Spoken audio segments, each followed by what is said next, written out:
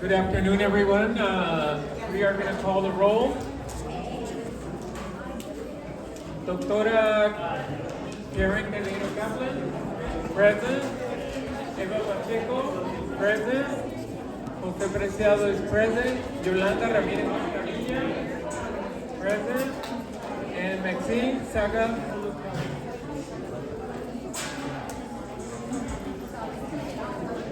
Before we recess into closed session, I would like to provide information about the process for public comments.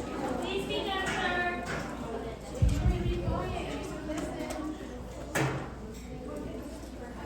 Before we recess into closed session as indicated on the agenda, I would like to provide information about the process for public comment on all board agenda items to make sure that board meeting can go smoothly as possible, given that many business items are on this lengthy agenda.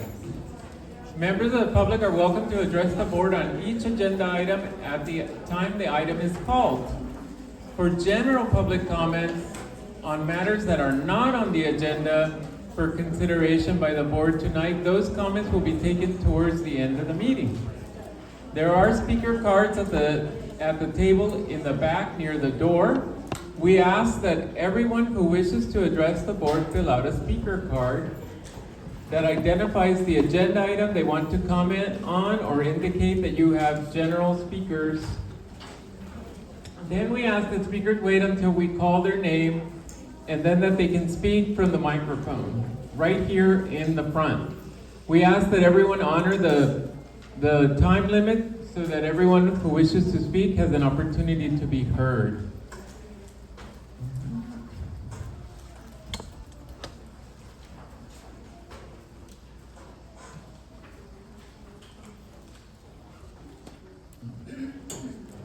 So at this time, we are going to be moving to approval of the agenda. Is there a motion to approve the agenda?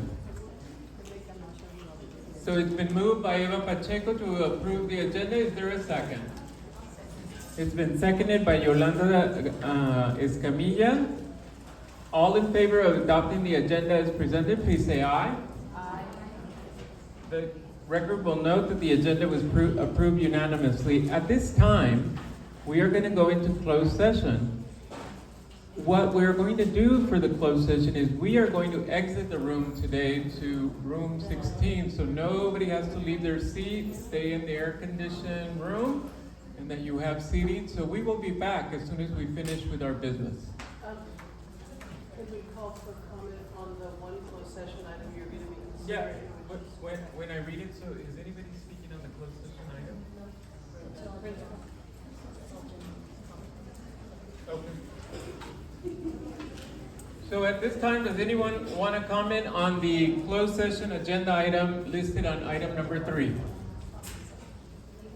Seeing no hands, we will be moving into closed session to address public employee appointment employment under Government Code, Section 54957B, Title Principle. And we will return as fast as we can so we can continue the agenda. Thank you.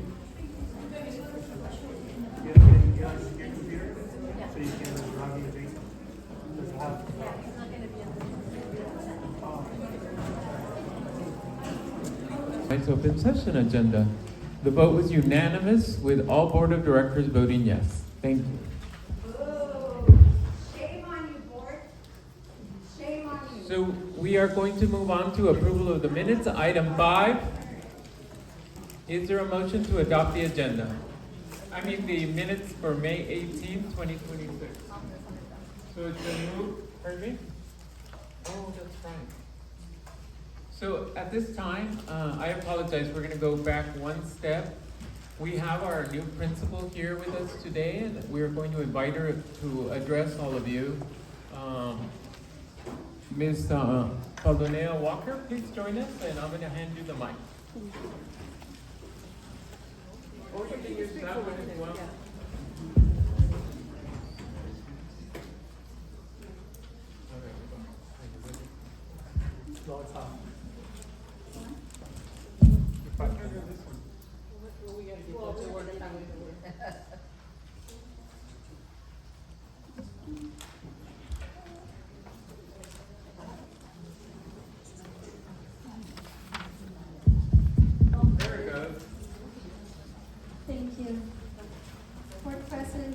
Shadow and the Board of Trustees, thank you so much.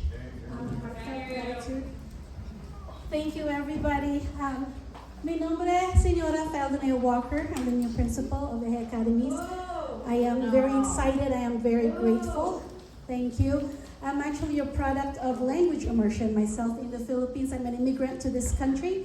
I came here in 1998 and I'm an English learner. So I speak 3 languages. Habla Ingles, habla Filipino o Tagalog, habla Hiligaynon, pero poquito Español. But I will try to learn as much Spanish as I could with our children, of course at EJE Academies. So I just want to say thank you so much for giving us the opportunity. Thank you very much.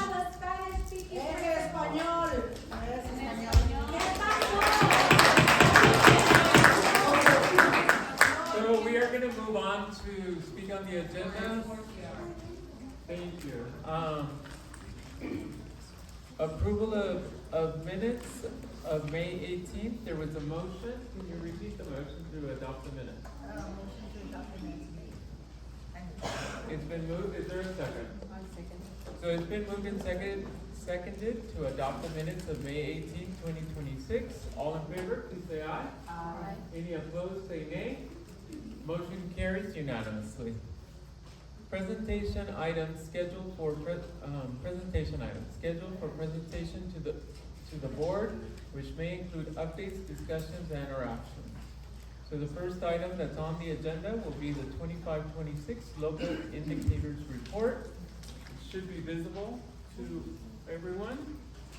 It was posted on the website. No, do it from here. Okay. Good evening, everyone. Today's an exciting night because we are doing our LCAP report and also our local indicator report. So we will get, oh, there it is. All right, so I kind of feel weird Well, presenting. get up. Okay, sorry, is that okay if I stand up? Because I can't see very well. So the local indicator report, this is a report that has to be presented, but it's not mandated, but usually you do it with the LCAP.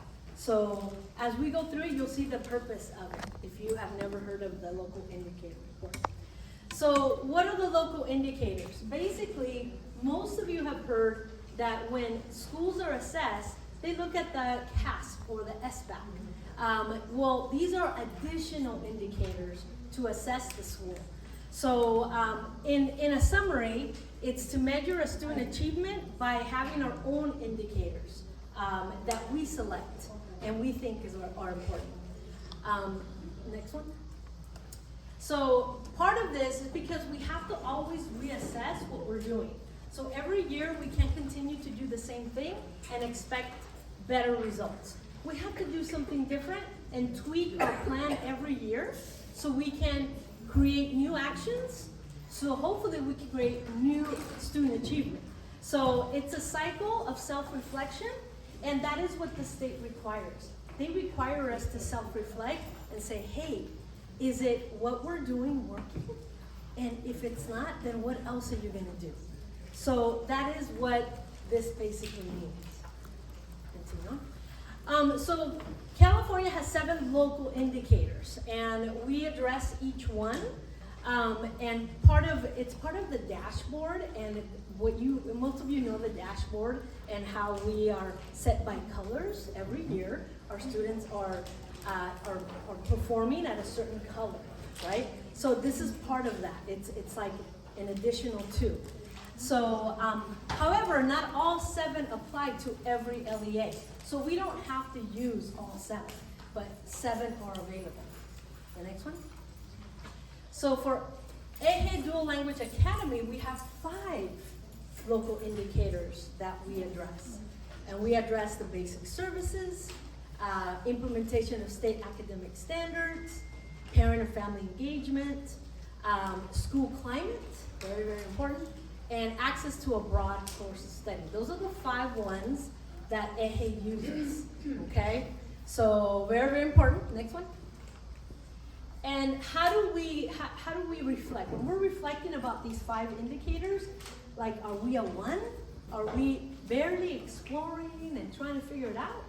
Or are we full implementation and sustainability? That means we are set with what we're gonna do and we are sustaining. So it's a gauge, and we kind of go from, from 3, 4, 5, most districts, but that's pretty much what they use, a scale of 1 to 5. So priority 1, basic services. So this is where they look at us. Do we have books? Do we have curriculum for the kids? Basic stuff, right? Do we have good facilities? Are they clean?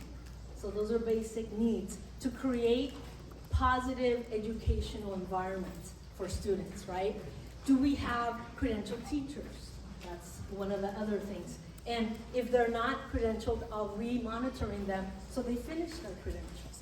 So those are all things that priority 1 basic services has. And we are a 5. We're good. We're sustaining, we're doing good there. Yes, our facilities are always we're always working on our facilities, but we're sustaining, we're trying to make them better every year. So that's sustainable. Okay? Next one.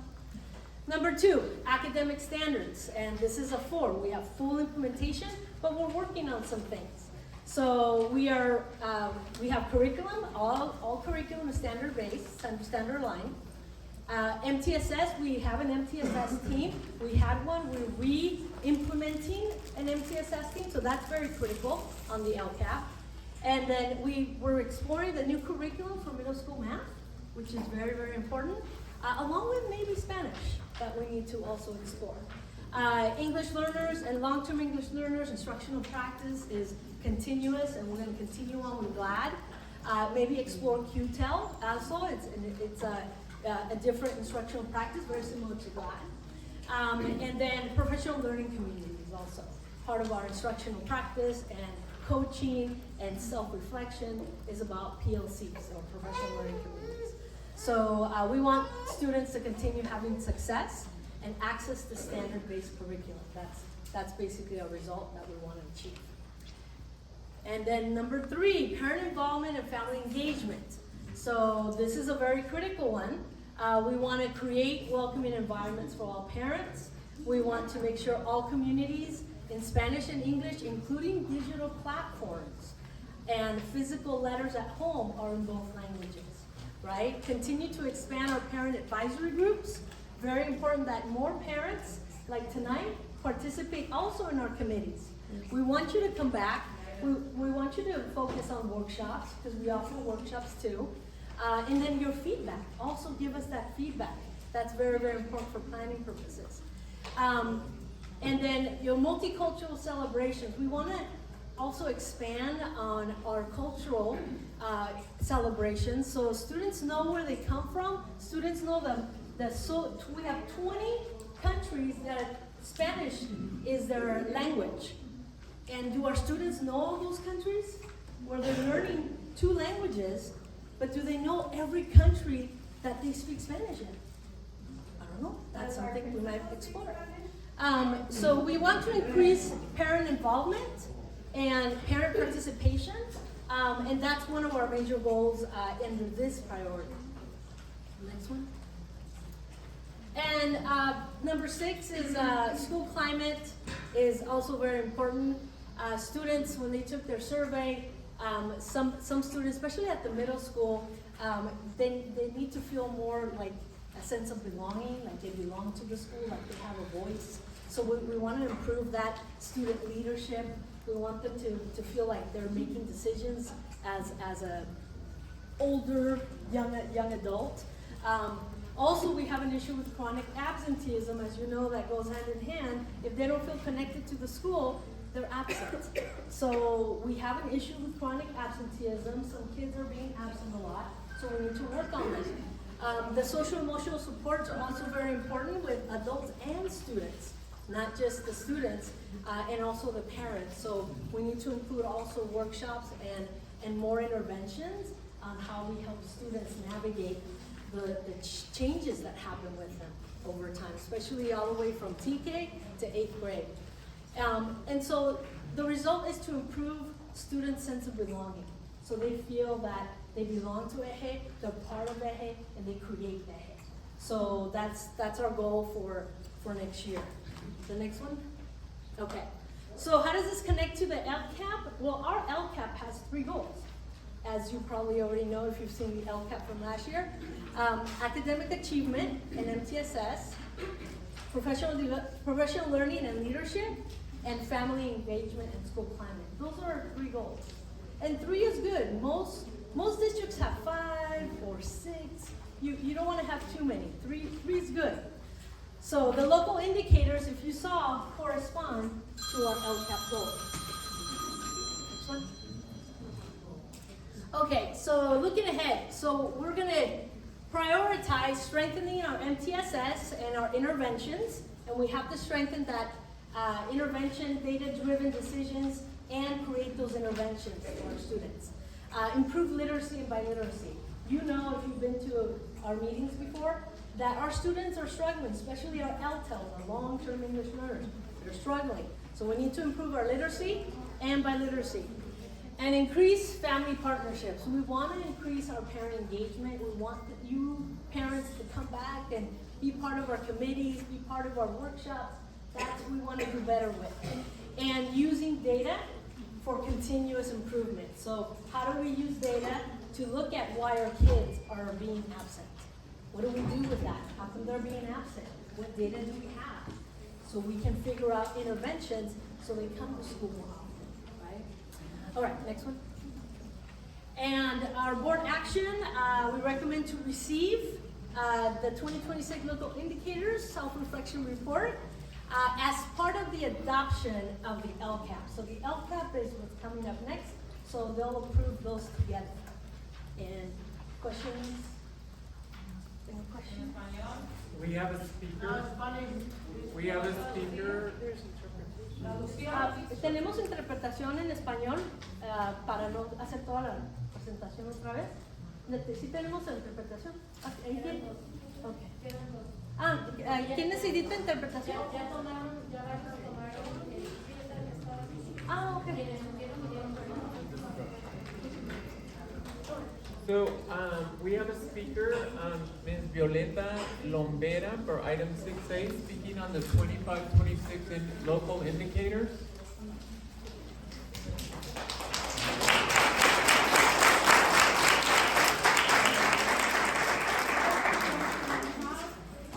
Can somebody turn on my mic or do I have to bring my megaphone? Be louder. ¿Puedes mantener el micrófono? Your speakers are silent in here. So raise the volume as much as you can. Me gusta, primero esta escuela es bilingüe. Me gustaría saber por qué eligieron a una principal que no es bilingüe y cómo esto hace line con el LCAP.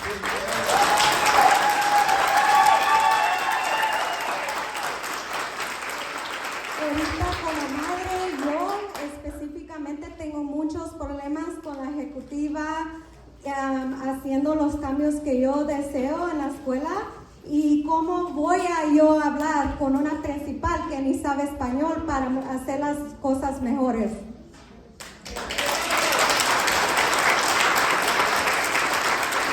Ustedes saben que aquí estamos en un local donde hay gente que necesita ese apoyo. ¿Por qué ustedes eligieron a una principal que no es una directora que no es bilingüe?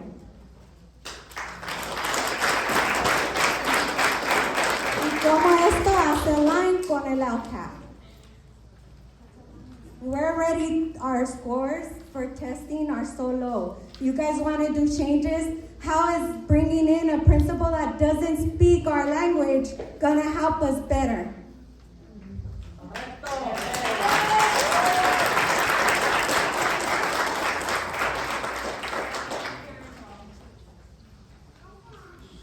Estoy esperando. ¿Puedes seguir hablando hasta que se acaben sus 3 minutos? Ya se me acabaron. Muchas gracias, ya puede tomar su lugar en el... No, estoy aquí para ceder la respuesta. No me van a sentar y no me van a echar como el otro tiempo. Yo yo quiero oír qué son las razones. Mi comunidad quiero Le oír. estoy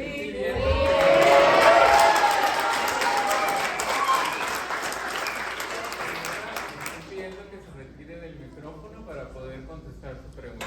Me la puede contestar aquí, no estoy haciendo Bueno, ningún daño. Vamos a esperar a que usted cumpla con lo que le estoy pidiendo que haga. ¿Por qué no me lo pueden contestar? Ahorita vamos a Siempre, this is the type of fight and issue that we have come to every time we have a problem with the school. You guys want to shut us up and you guys want to sit us down and you guys never want to speak and say what you guys are doing and be more transparent. No va a seguir mi instrucción de retirar. No le tengo que hacer caso, yo quiero saber cuál es la respuesta y quiero saber, por eso estoy aquí preguntando. No, what we're gonna do is, Again, this is news. This is what we have to deal with as parents when we have problems here in the school. They want to shut us down and they want to sit us down. They never want to resolve anything and they want to shoo us away. But the goal was parent, the goal she just read was that we want parent involvement. Correct. Parent involvement, correct. so do you want to answer the question on the, how it relates to the LCAP?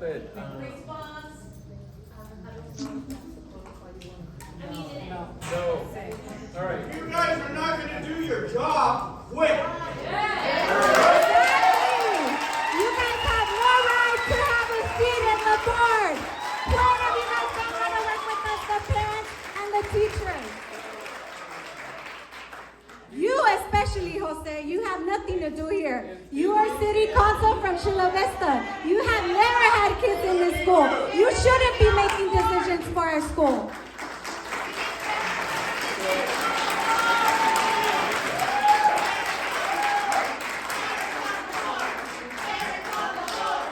Parents on the board! Parents on the board! Parents on the board! Parents on the board! Parents on the board! Parents on the board! And I'm not leaving until you answer my question. Madam, I'm going to advise you that at this time, I believe that you are disrupting the meeting of the... No, I'm not. No, I'm not. I am standing and I'm speaking and I'm asking for a reply. And that's simple. If you guys work here, you guys say you guys are bored, any one of you guys could answer the question, not just you. Yes. And that is fair. So I'm going to inform you that I believe you are intentionally disrupting this meeting. I am not. I'm asking questions. So what we're going to do is we're going to take a 5-minute break. Yes, just like you did last time. Yes, just like you did last time. And there's no answers. Media, see what you guys are seeing. This is how they resolve every issue here in the school.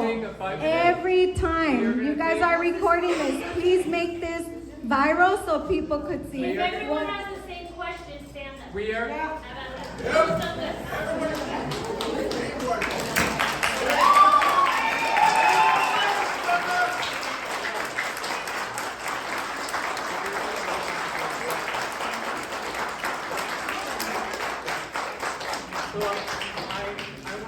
So I want to thank everyone very much for their participation. I want to thank everyone for their participation. Members of the media, the attorney will be giving you advice as to how you can continue to participate. This meeting will be moving into closed session for the rest of the items.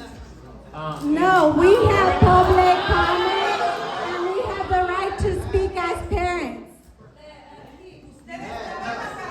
Let us speak. Let us speak. Let us speak. Let us speak. Let us speak. Let us speak. So, just so you're aware, this meeting is now going to move into closed. Go ahead. So you have the right to speak subject to reasonable rules. You speak and then the next person speaks and they have the opportunity to respond, but it's not a back and forth. If there is disruption, That is against. no, it That is is against how we in have accordance with the Brown Act. You continue to have the next. We would like to conduct the meeting in an orderly fashion. So let's continue. But if we let's can't, a lot of people. if she will not relinquish the mic and sit, we can continue. But if the disruption stops the orderly conduct of the meeting, we can continue the meeting with the room cleared except for members of the media.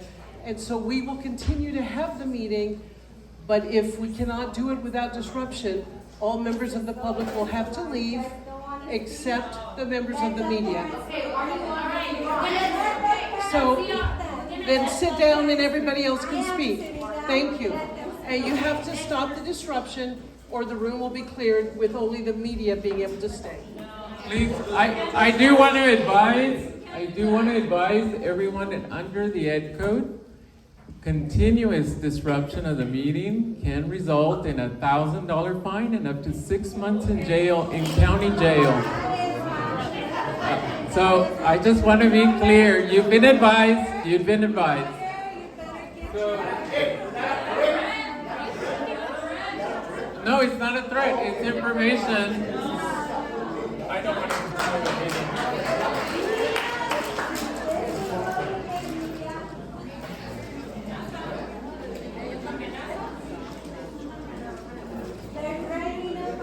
No, there's no further speaker for this item. So it's a presentation. So they asked the question, do we have an answer for this question? The question was, why hire a person who is not bilingual in Spanish to address the priorities that you outlined from the 25-26 report? Yeah. Please go ahead. I will happily answer that question, but I want to make sure that all the parents here that maybe perhaps you haven't been to a board meeting, a los que nunca han venido a una mesa directiva, no es una conversación con nosotros, es una presentación, okay? So I just want to make sure that there's certain rules that we follow, and for all the other items that are on the agenda, it's not a back and forth that we have. I'm happily will meet with you and we can have a back and forth, but not during a board meeting. When? Okay. When could we get a So- hold of you? How and when? You don't even want to work on the school policies. We How and continue. when? We Tell continue. me, how and when? So we're gonna try one more time. Do you want to respond? Okay, the reason the committee, because we did have a committee that voted and assessed the candidates as principal. Excuse me. It's not about that. They're asking the relationship between the report. Letter, finish Excuse me. So the process we need to have is associated. He needs to go. Preciado needs to go. First one to go. So we need to address the presentation that you just gave and talk about hiring highly qualified professionals for that. We're not discussing the search right now. All right. So a principal who is trilingual and understands language acquisition to the skill set that Ms. Walker brings, it is exactly what our school needs because we have a priority of increasing our long-term English learners that have been progressively declining every year for English and math. So because our priority is to make sure that our long-term English learners advance and get out of the red, and you'll see it in my LCAP presentation, then that's why we were looking for an administrator that can really take us to that next level for our students. You've been telling me since all year that our students need to grow academically. They will, because it takes a leader who has experience with this already to get all our long-term English learners and our English learners and our special ed students to advance academically. It's not easy. It's not an easy thing to do, but we can do it. And I think we will in this coming up year. That's why. How is it? All right, so let's go to the next item. You didn't Thank you very much. answer my question. The next item on the agenda is the 26-27 Local Control Accountability Plan presentation. All right. They never answered the question, and that's what we get all the time as parents when we go to them. We get out the door shut. All right, so now we talked about the local indicators that don't address the assessments. Now we're going to talk about the LCAP. This plan, go to the next one, is what every district has to submit to the county to ensure that we allocate, that we put the money where our needs are. So that's very, very important. So the state has 8 priorities, and EJE, Dual Language Academies, our goals are aligned to all those priorities. So some goals are double. What you see here is goal 1 and 2, improve academic achievement and professional development. Goal 3, strengthen family and community engagement.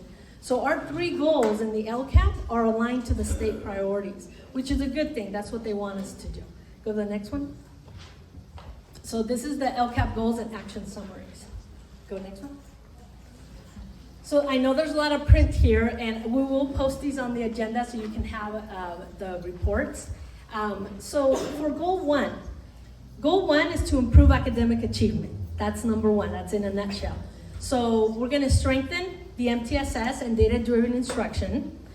We added a psychologist, actually 2 psychologists, and expanded our SEL supports because many of our surveys indicated both from parents and from teachers and from students that they need more social emotional support. And that's preventing them from advancing academically, so it's complicated. So we need to support them there. The new middle school schedule, we do have a new middle school schedule that we're going to pilot next year. We're excited, and hopefully that'll bring some time for students to be able to have more time in their EOD class to improve the achievement of the LTELs.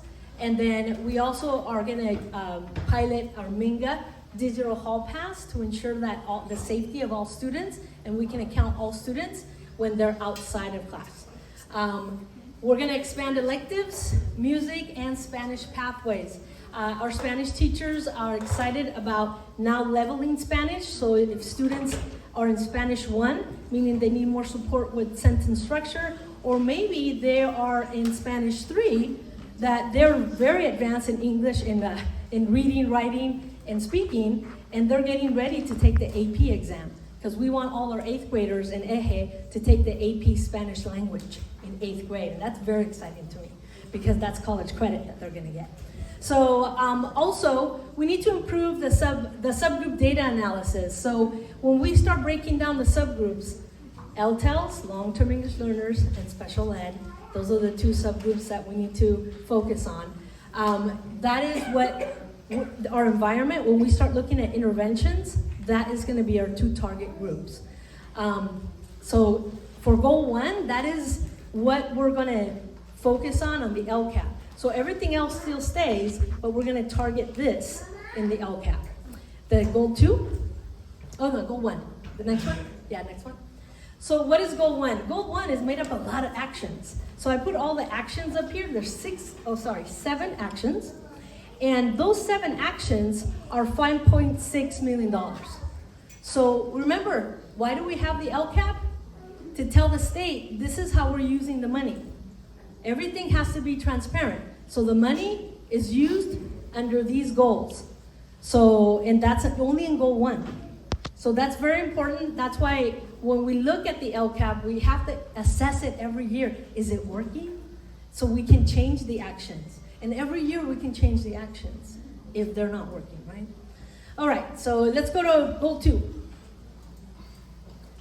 So goal 2, building teacher capacity through professional learning. This is all about professional development and how do we improve our instruction, right? So the expanded instructional team coaching and targeted professional learning. So we're going to work on that instructional coaching piece and the team coaching piece for next year. And also we're gonna explore our learning communities, professional learning communities, both in elementary and the middle school. And also with our launching a new curriculum and piloting math and health and wellness. Also maybe a supplemental ELD program. Hopefully that'll support the advancement of our LTELs. Very, very important. And increase support for English learners through effective instructional practice. So whether we continue on with professional development in GLAD, because some of our teachers have already gone through the GLAD training, and or add QTEL, whatever is best for whatever grade level, we're gonna really assess that. Because every grade level is different. And every grade level needs something different. Those kids need something different. So we can't prescribe, just like any student in class, we can't prescribe everything the same for every kid. Every grade level has different needs. So we're gonna take time and assess that and analyze that so we can really target the professional development. And okay, that's goal 2. So goal 2 has 4 actions, and that's 5.3 million, the funds that are allocated for this action. And again, the actions have a lot of other embedded things. If you look at the LCAP, and the LCAP is linked into your agenda if you have it digitally, and that's, I think it was almost 200 pages long. So the summary is best if you want to talk about the LCAP. I can have a meeting and I can have parents come, and if you come, I will have it. So I'm always willing to talk about the LCAP and go into the details of it, but when we have meetings, I want all the parents to come. Pero ¿por qué no está en español? Why isn't this in Spanish? It is. I read it. No, the actual report. I read 100 pages. It's not in Spanish. Yeah, the actual LCAP report, that we will post on our website, and we will have the translated version. It takes a while to translate 100 and almost 200 pages. So we'll have it in Spanish. It takes them about a month to translate the whole thing. So yeah. So. I'll hold you to that. Oh yeah, it's Knowing that you're in a bilingual school, most people The next slide. cannot speak Spanish, and you don't want to do it. So goal 3 is build strong family partnerships and maintain a safe, positive school climate. So this is the one we need to expand a better two-way communication with families. So I've heard a lot of parent feedback on we don't get the messages, and or we never heard about it, or I don't get the parent square, a lot of different gaps. So we need to work on that, having a better two-way communication, both school to parent, teacher to parent. So in all levels, right?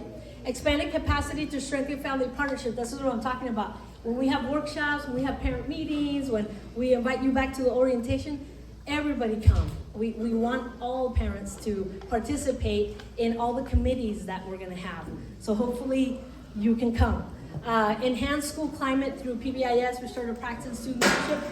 We do have students that struggle with behaviors, and we're gonna work on better processes and procedures for those students who struggle with getting unfocused in the classroom and getting into trouble.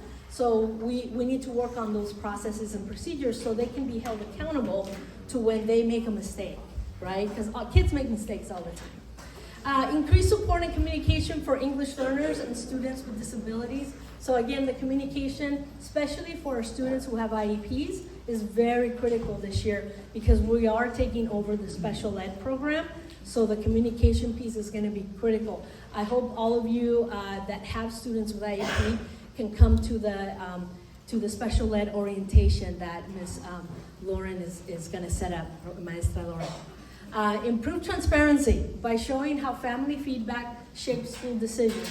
So if you participate in our committees, then you will give us feedback that shapes what we prioritize as a school. Because if we only have 2 or 3 parents and it's the same parents that come all the time, we only get that group of parents. But if we get all of you to come, then we'll get a diversified of ideas and feedback so we can make better decisions. And start letting the parents know. So next one. In English and in Spanish. So action funds, that's 3.6 million for this one, and it has 4 actions. This one also includes maintaining a safe and clean school, which is called all the facilities and how clean the school is and staffing for that. So that's also very important, being that we have grown in facilities, it's really hard to clean all the buildings and making sure they're ready for the next day. Okay, next one. And so we have the LCAP, and we have this big plan, 200 pages, and this is what we said we were going to do to improve student achievement. We need And translation. We need you to translate it in Spanish as well. So- There's parents over here that speak Don't Spanish, follow. and they're not understanding. So- Most of the population here speaks So Spanish. how do we measure if this is gonna work? So every year we have to measure ourselves and see if it's gonna work. So this is how we're gonna measure it. Go next one. So you've seen this before. You've seen the dashboard and you've seen the SBAC and you've seen some of our results, both the middle school and the elementary. Now, a lot of you might be used to seeing both of them separate. We get scores for the middle school and then we get scores for the elementary. Next year, we're gonna just get one score.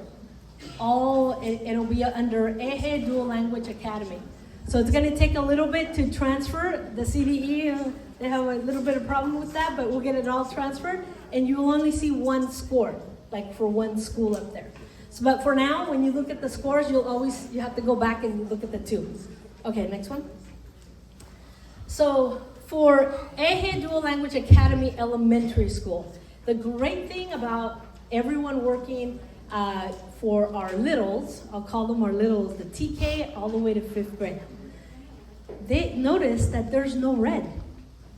There's no red for the elementary school kids. That means they're doing good, okay? They're doing so good. So I want to put that the English language arts, their orange indicator, if you look at the English learners, I still put the orange up there just because it's important that we don't go to the red because orange is right next to red. So we are 78.7 points below standard still, right? The English learners. And then look at the students with disabilities. They're 126.8 points away from standard. Have you mentioned about That's all the kids with that's disability that that's a we are lot of taking points, out? right? We need to really focus on our students with disabilities in elementary school to hopefully maybe next year we're at 100 points away from standard. So if we gradually grow, that'll be great. In math, the students with disabilities are 125 points away from standard. So as you can see, the students with disabilities are our target group in elementary. Not to mention Okay. all the ones you guys So picked out. chronic absenteeism, like I said before, both in middle school and elementary, it's important that we focus on attendance. More in middle school, it's I think at 10%. In elementary, it's at 7.7 for English learners, and then 6.1 for students with disability. It's a lot. Anything over like 2 or 10% is a lot of kids being absent. So, and these are students that have unexcused absences. Not if you go to the doctor and you bring a note, that doesn't count. We're only counting when students are absent and there's no justifiable reason, okay? All right, elementary and in middle school, notice how in middle school, there's reds. So we don't want to have any of our student groups in red. So our long-term English learners at the middle school, both in English and in math, are long-term English learners and they're in red. So that's one of our priorities and we have to target that. So we want to make sure that our students who are acquiring English, they acquired Spanish, but now they're acquiring English, and they perhaps didn't acquire Spanish so well. That's why they're struggling with their second language. With language acquisition, and those of you who have come into my meetings know that if you don't acquire your first language in a solid sense, a foundational sense, you cannot put a second language or a third language. You'll struggle learning it. Your brain struggles. So we have here the middle schoolers, long-term English learners, who are struggling both in math and in English. So there's something there that we have to do, and we have to do that quickly, okay? Because I don't want them to go to the high school and not be reclassified. Oh, what happened? Oh, something happened. So that's, when we look at the LCAP, we have to measure ourselves, and that's how we're gonna measure ourselves to see if it works. Using our SBAC results, and, Someone's trying to connect from a phone outside. oh, you can't disconnect it, or?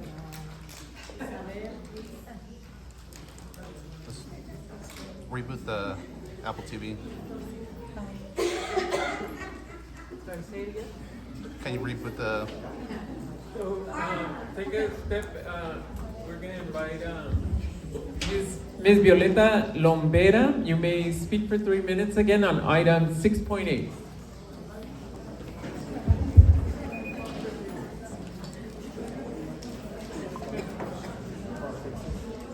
I would like, His batteries. No, we.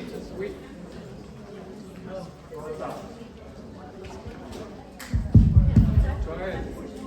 first, I would, So, Ms.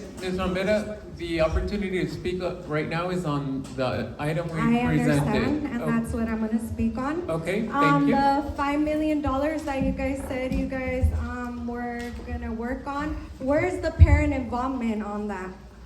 That's what I wanna know. Where is the parent involvement? The parents should be able to sit on the LCAP and make those decisions as well. I know as a parent, community leader, that you guys should appoint a parent to be there at every time to see how the money is moving. Last board meeting, you guys did not do that. You guys moved $3 million without letting any of the parents know where that money was gonna go to or help decide where that money would go to. Second of all those scorings has to do with all of you sitting on the chair. All the decisions you guys are making without allowing the parents to be involved, not being transparent with us, not letting us know what's going on in school, not even making changes. That is why our grades are so low. So I want to know why you guys are not speaking in Spanish as well in this meeting. When you guys see all the people here, you guys know that most of the population speaks Spanish. Why are you guys giving the meeting in Spanish? So are you focused on, you still have about a minute to go? Go ahead. I want to know. Why isn't it being spoken Spanish? Why aren't our papers in Spanish? Why isn't that in Spanish? So they could see and they could read in Spanish. Are you done with your comments? Yes, I'm Thank done. you. Put the Thank mic you. back and Return let the them mic. sit down.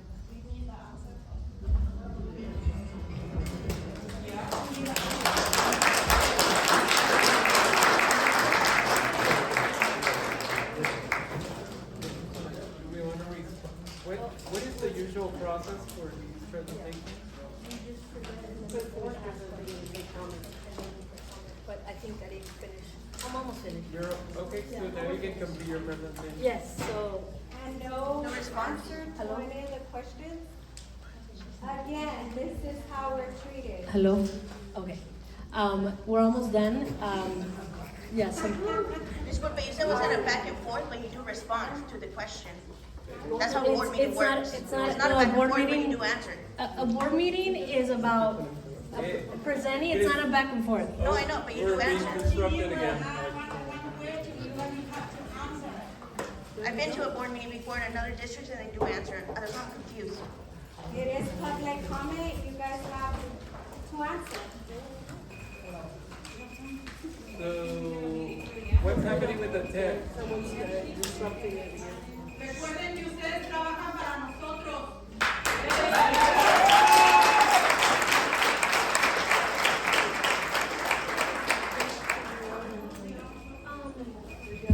Well, I have to finish there. What is that noise? It's just Q&A. Are you almost done? Yeah, it was just. You clarify, like for example, with all the changes that will happen next year, do we have all the stuff in place? Okay, so, another thing, we have here about the parent committees. When these committees will be formed for next year. So parents will know that they can come or how they can participate. Thank you, Ms. Pacheco. So the parent committees, we're going to introduce them again like we did last year at the orientation, and then we'll send out a parent square so they can sign up. Also, what we're doing differently next year is we're going to be sending actual paper flyers to the homes. That's why it's so important that you do your online registration to update your address so you can get letters home. We realize that parents don't really access the parent square a lot, so we want to make sure they get whatever information, a physical copy at home. So hopefully that'll be better. Also for staffing, all the teachers have signed their contracts. The ones that left have already gone, and we replaced those. So all the classes are equipped with a teacher, except for one 4th grade class. We're hiring with that one. Is that it with your presentation?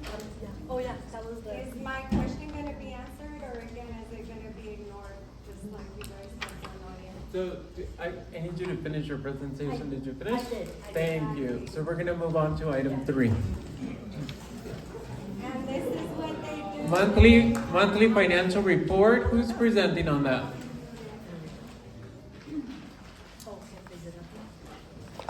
And I think he's running. He's running it from the court. Instead of wireless. Okay. So, and Juan, make sure you expand it as much as you can.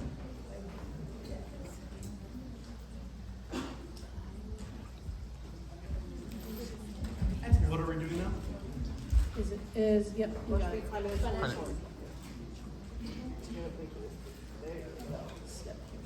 So, Francie, you can go closer to the screen if you'd like. And Juan, can you expand it as much as you can? Thank you. Okay, hopefully everyone can see either on your screen or up on the screen here. So this is the May financial report, and with the timing of the board meeting being late in the month, as well as support with the school getting May closed in time for this board meeting, we're presenting May tonight. The next time the board will see the financial report will be at the year end after we close June, but that won't be until later in the summer after the books are closed for the whole year. So we'll start with elementary. So Francie, as much as you can. The speaker is trying to project. So no, you're fine. Okay. You just need to use the mic closer. Okay. Like you were singing. That's not a good analogy for me, but I'll do my best. So with the elementary school to start with for both schools, the enrollment shows through month 9. We do have 2 more months after that will close out the year, but this was the data that was available. But just as a reminder for the board, almost everything is funded on your P2, and so you do have an annual report that'll be done coming up in the next couple weeks. But the P2 was already done. I reported on that last time, and so that gives us a pretty good indication of what your revenues will be for the year.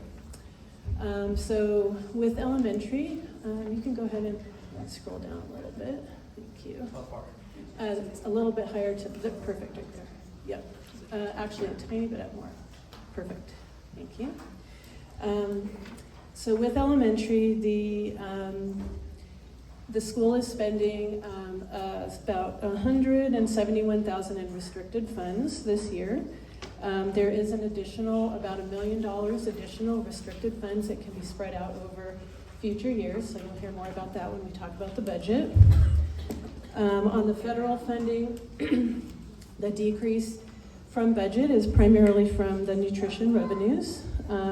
State revenue is higher, mainly. Yeah, it's the bad. Try this. Yeah.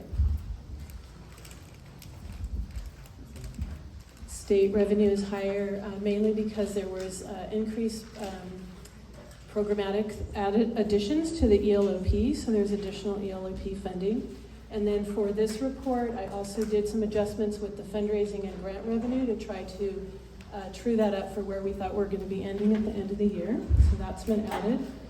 On the salaries and benefits for elementary, it's trending extremely close to budget. It's less than 0.25% below budget, which is excellent for meeting your budget targets for the year, especially since that is the largest part of your budget. And the supply costs show lower. That's mainly, again, because of the nutrition program, which we've talked about before. If you serve fewer meals, you have lower reimbursement, but also a lower cost. So that's all just based on how many meals are served and the reimbursement. And then there were also a few areas where some supplies and equipment were reduced from the original budget. So that's showing up lower. As I mentioned earlier with the ELOP program, those costs on a line item level were increased a bit from the original budget.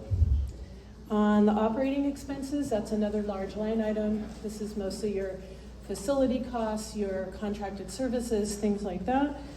We adjusted those for the year-end estimates, and some of the areas that went up are field trips, contracted subs, legal fees, and again, the ELOP services that we talked about. Some other areas were lower, such as utilities and other consultants.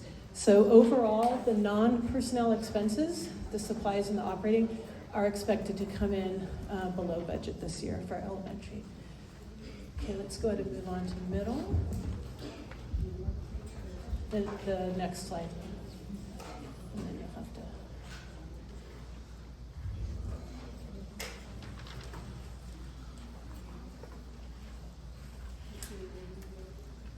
So what tile is it, 4, 5? I'm sorry. What tile is it? The second slide. Yeah, the second page. Yeah, it's just hard to get it centered, I know. Yeah, I think you have to. Maybe if you zoom out a little bit and then back in.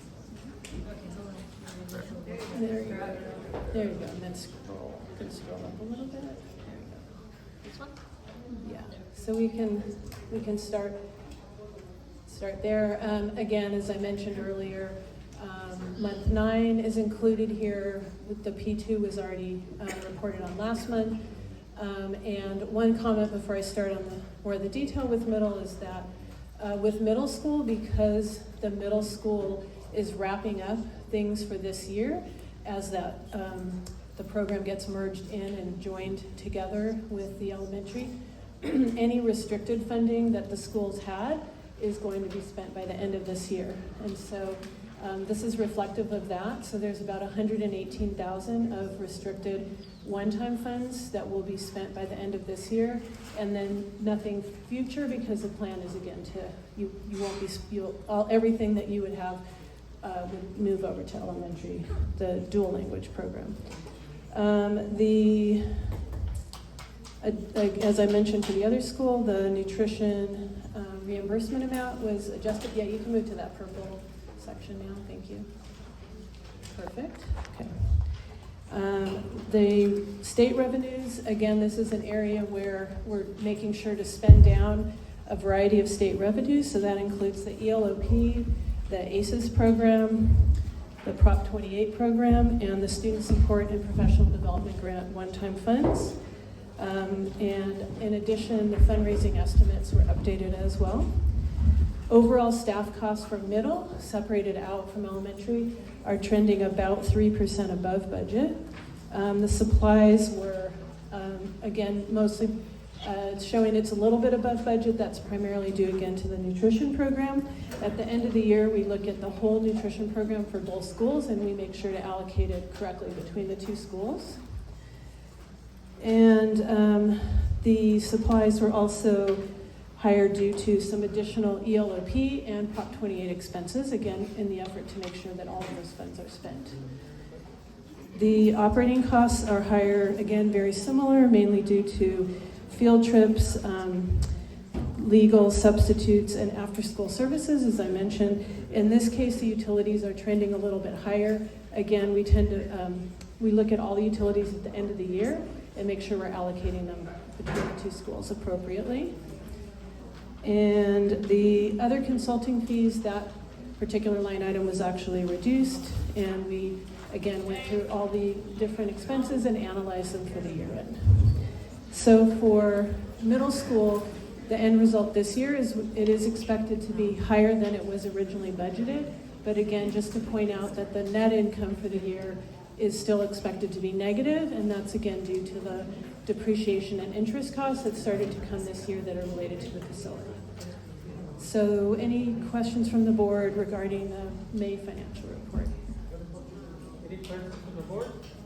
So I need a mic back. Thank you. So these are the three presentations that were going to be made. We're going to move on to the next item on the agenda, which is item 6, the 25-20, item 7, approval employment contract for principal. This is item 7A. Is there a motion? Go ahead. So, and there's no speakers. Okay, so as is the practice at EJE, this is a year-to-year contract, so the term is for 1 year, with renewal considered at the end of every academic year. The salary is set at $160,000 per year, with EJE offering the same health and other employment benefits provided to EJE employees as set forth in the employee handbook and in EJE's policies. So I move approval of the contract as presented. Is there a second? It's been moved and seconded. Any further discussion by the board? All in favor, please say aye. Any opposed? So the motion carries on 5-0 with no one abstaining and no one voting no. Mr. Cristiano, can you tell me who made the motion? I made the motion and it was seconded by Mrs. Pacheco. Of course you would. So item 7B is the 26-27 LCAP public hearing. And again, I want to invite members of the public, if you are interested in commenting on the LCAP, you can pull a slip, or if you could just raise your hand, or if you can come here. The 26-27 LCAP was presented for all of you, so I'm going to open a public hearing to hear from you about the comments, and depending on how many speakers, please join. Depending on how many speakers, we will decide.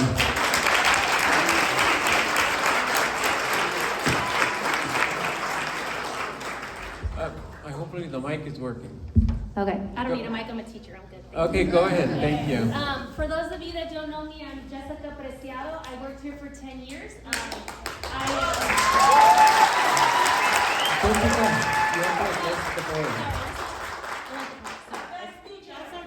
I stand here with respect for all of you and I want to respectfully say that listening to everything, because first, everyone here is because we love this school. We love this community. We love our students. I haven't worked here for a year, and I'm here giving up my time because I love this community so much. I only want this school and this community and our children to flourish and to succeed. So I want to make that clear. I'm here in support of the educators. I'm here in support of our children. I'm hearing the budget. I wanna, and the LCAP. Those all sound like great goals. But when it comes down to it, if we want to hear the parents, we have so many opportunities to do it. I know that you guys work for us, for the community, for the people. But if you want to hear the parents, and you knew that today was going to be such a big show of people, why leave the comments to the end? Why leave when parents have to go feed their children?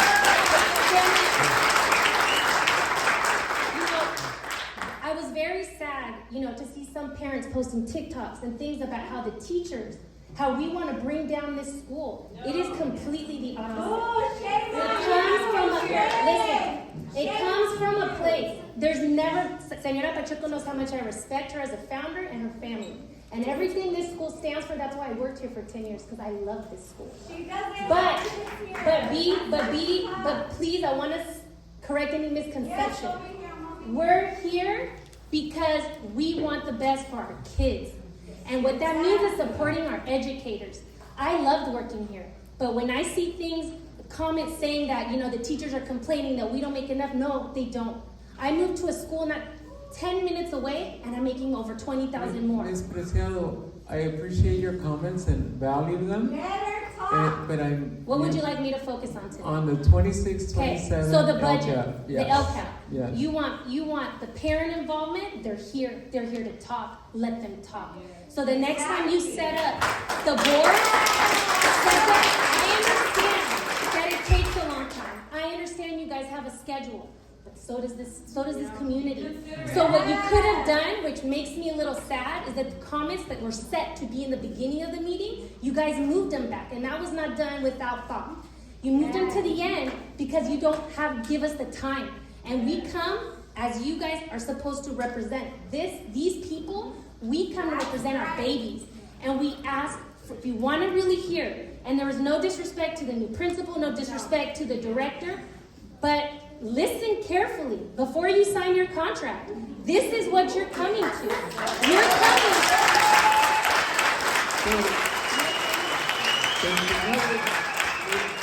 Anyone who wants to comment on the 26-27 local control accountability plan, we're taking feedback right now because that has to happen today. We have to take action on it today. on the budget? On the 26-27 Oh, LCAP. parent involvement. The public hearing is on the entire LCAP, the 3 goals that were presented that include parent involvement. So when you vote today, it looks pretty on paper. But when you vote, really ask yourself, are you doing what you need to do to really listen? Because I know that your job is to listen and respond to this community. But are you truly making decisions that is to hear us? I know we have a lot of emotions here, a lot of people that are angry, they're tired, but I don't want it to be misconstrued in a TikTok that we're angry and we're against the school. This is the best school I've ever worked for, and I will always back up EJE Academies. It's never against Ms. Pacheco or to you, the board. It is the principle for our kids. So when we speak, know that it's to work together, not to work against you. I want to make it clear. These people were angry, but it's not because it's personal. We want to work together. But you have to, as the executive director, as the new principal, my respects, you have to listen. When they come at you saying you don't speak Spanish, it's not personal. It's that this community, Ms. Pacheco, since the day I started working here, I have so much orgullo de hablar español y saber de que en esta escuela yo hice una diferencia, 10 años, y no me hubiera ido si hubiera sido perfecto, pero yo también tengo familia. Y si quieren, mi hija estudió aquí desde kinder hasta octavo. Si yo no creyera en esta escuela, no hubiera metido a mi hija aquí. Yo amo esta escuela. Entonces,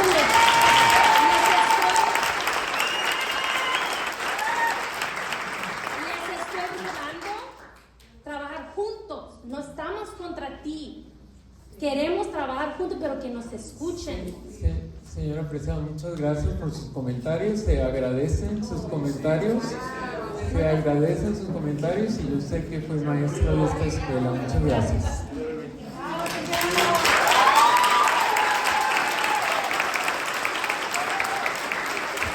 So, we have 3 minutes, and we're commenting right now on the 26-27 LCAP plan. I got you. I just asked that you allow me to finish so that I can get my whole As message. long as you get your 3 minutes, you got it. Okay. My name is Claudia Rios Castellum, and I'm a parent. The reason that my children are our EJE was because I was inspired by the tenacity of the founding parents who helped build a school with a vision driven by bilingual education, equity, and social justice values. However, that vision is no longer a reality for many of our current students, parents, and staff. First, on personnel, tonight we're approving a new principal's contract. Before that vote, we're asking for a transparent accounting of what happened with recent staff dismissals, answers as to why over 10 staff members who our children have built relationship with no longer will be here due to the changes in culture and position cuts.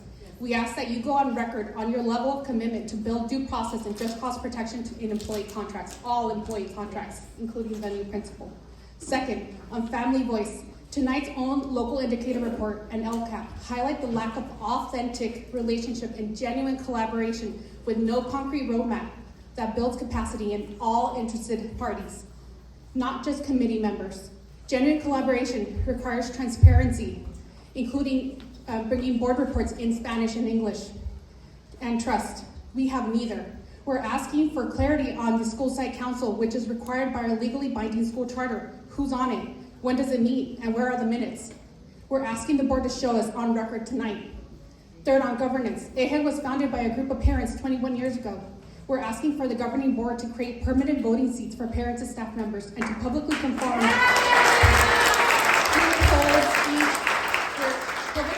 holds each required officer position. If you don't agree with this request, please discern if your commitment to respect the values and mission of EJE and your behavior are congruent, because as an outsider, they're not aligned.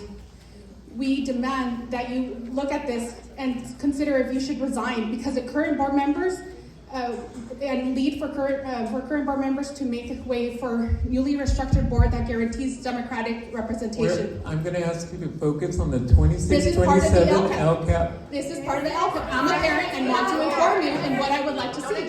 Okay. EJE Academies, I'm almost done, was founded 21 years ago by concerned parents who wanted their children to receive high-quality bilingual education. We now find ourselves asking for this charter to not engage in the same oppressive system that the founding families experienced. Recuerden que el pueblo unido jamás será vencido, y nosotros padres y maestros estamos unidos.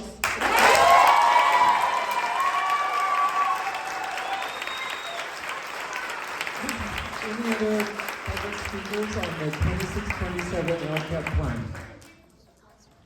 All right. I'm closing the public hearing on this. You heard me. Take that to TikTok. If you're so educated on what's going on and speaking on something you don't know and don't even have kids in school here.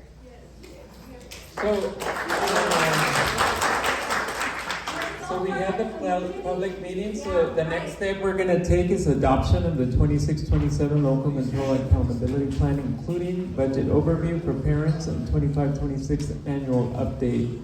So we've had the two presentations, and now it's appropriate to have a motion on adopting the plan. Is there a motion? I make a motion to adopt. Is there a second? It's been moved by trustee Pacheco and seconded by trustee Escamilla to adopt the item C, which is the adoption of the 26-27 local control and accountability plan, including budget overview for parents and 25-26 annual update. All in favor, please say aye. Any opposed? Nay? So motion carries unanimously with no abstentions and no votes. Moving on to the 26-27 preliminary budget, including budget submission format. Ms. Crancy. Okay, so as the board is aware, it's important that you adopt the LCAP before the budget. The reason for that is Ms. Delgado had talked about earlier, is that you want to make sure that the things that are laid out in the LCAP, that there's sufficient funding to fund those different areas. So you heard a lot about the different parts of the budget and how it fits into the LCAP, and that's also part of the budget overview for parents. That is the last item. So I'll move forward into just the budget itself. Go ahead to the second slide. A lot of these assumptions are things that you've seen in the previous presentation. We like to bring the assumptions to the board earlier and then work from those and get input at the earlier meeting. So in May, we talked about a lot of these things, but I've also updated this for some of the things that have happened between then and now. So the enrollment for the EJE Dual Language Academy for next year is budgeted at 855, and I broke down how that is for the TK and for the 6-8. Again, since you're coming from the two different programs, so this year you can kind of see how that's showing up, and I do also have the enrollment from the current year right below that, so you can see how that compares. So you'll see that it is a little bit higher, but that number is based on the applications and other things that have been received. So that is a reasonable enrollment to drive your budget. As you know, that's the most important piece of revenue for the budget, is your enrollment in ADA. It has the TK at 20 students per class. There is a requirement for the TK classes that there's a 10-to-1 adult to student ratio, so that includes a teacher and an aide for each of the TK classes. For the other grade levels, and again, knowing this is all the way K through 8, so there's obviously going to be some difference across the different grade levels. But the overall average is 25-1, which is again a relatively low and in alignment with your charter. And it ranges from the low of 21 to 30 per class, depending on which grade level. On the attendance, which again is another very important part of the budget, this is showing a 94% attendance rate overall. That equates to a little bit over almost 804 ADA. And this is reflective of the actual attendance rates that the school got this current year that just ended. So when we talked about that P2, that's the average that you got this year through that P2 period. And so typically we can feel confident that we can budget at that same and hopefully actually exceed it. The EJE did exceed it a little bit last year, and the goal would be to, again, continue to reduce absenteeism, have attendance go higher. The school's been working on attendance recovery programs. That should help as well. So hopefully the attendance will actually be higher than that, which will help financially and bring in additional money. The unduplicated pupil percentage is just expected to remain stable at about 71%. And this is again all grades combined. With the new one school, it'll take a little bit of time for that to even itself out because it's always been reported under 2 separate schools before, but we're not expecting that to significantly change. And then in terms of the revenue, the state statutory COLA was calculated at 2.87%. The state is planning to fund that, and it applies to most of the funding sources in your budget. The state budget also included what they're calling like a supplemental COLA that was specifically designed to help support some new mandatory leave, but that's all still in the works at the state level. So we've left that out of this budget. If you do get additional revenue, we'll assess the costs once that program is more established and then incorporate that in as we go through the year. Next slide. So this is a listing of the ongoing funding that's included in the budget. The local control funding formula, again, is based on your ADA and your unduplicated pupils. And so every grade level is funded at a different rate. And then the attendance rate as well as the demographics are the things that cause that to go up or down. It may be, as I mentioned earlier, it may be a few years before the combined demographics really kind of stabilize, and so we'll be watching that and reporting to the board carefully. And then the TK students do generate some additional funding because of that requirement that you have the extra adult in the classroom, and so there's some additional funding to help cover that cost. The nutrition funding, I'm not going to go through all of those bullets, but there's approximately $1.3 million in the budget for that. It's again a reimbursement basis. It comes from both federal and state programs. And so I've given you some numbers to show you the estimated split, but again, all of that is subject to change as you go through and actually submit those to the state. Okay, next slide. And feel free to stop me if you have questions along the way. Some other ongoing funding. The school does get other federal revenue, title funding, and then special education federal funding. We're going to talk a little bit more about that in the next slide. That's new for EJE. And then other ongoing state funding, there's lottery funding, state mental health funding, the ACES, which is the after-school program funding, the ELOP, which is the extended learning program, and then Prop 28, also known as the art and music in schools. So you're getting funding from those ongoing sources. Some of those sources will take a year to catch up because they're based on prior year ADA. So it'll take a year for some of those to catch fully up to the new higher enrollment level. And then, as I mentioned earlier, EJE is going to be getting special education funding. The biggest source of that is the state. And I'll talk in a minute, shows up on your budget under local revenue, but I'll talk about that in the next slide.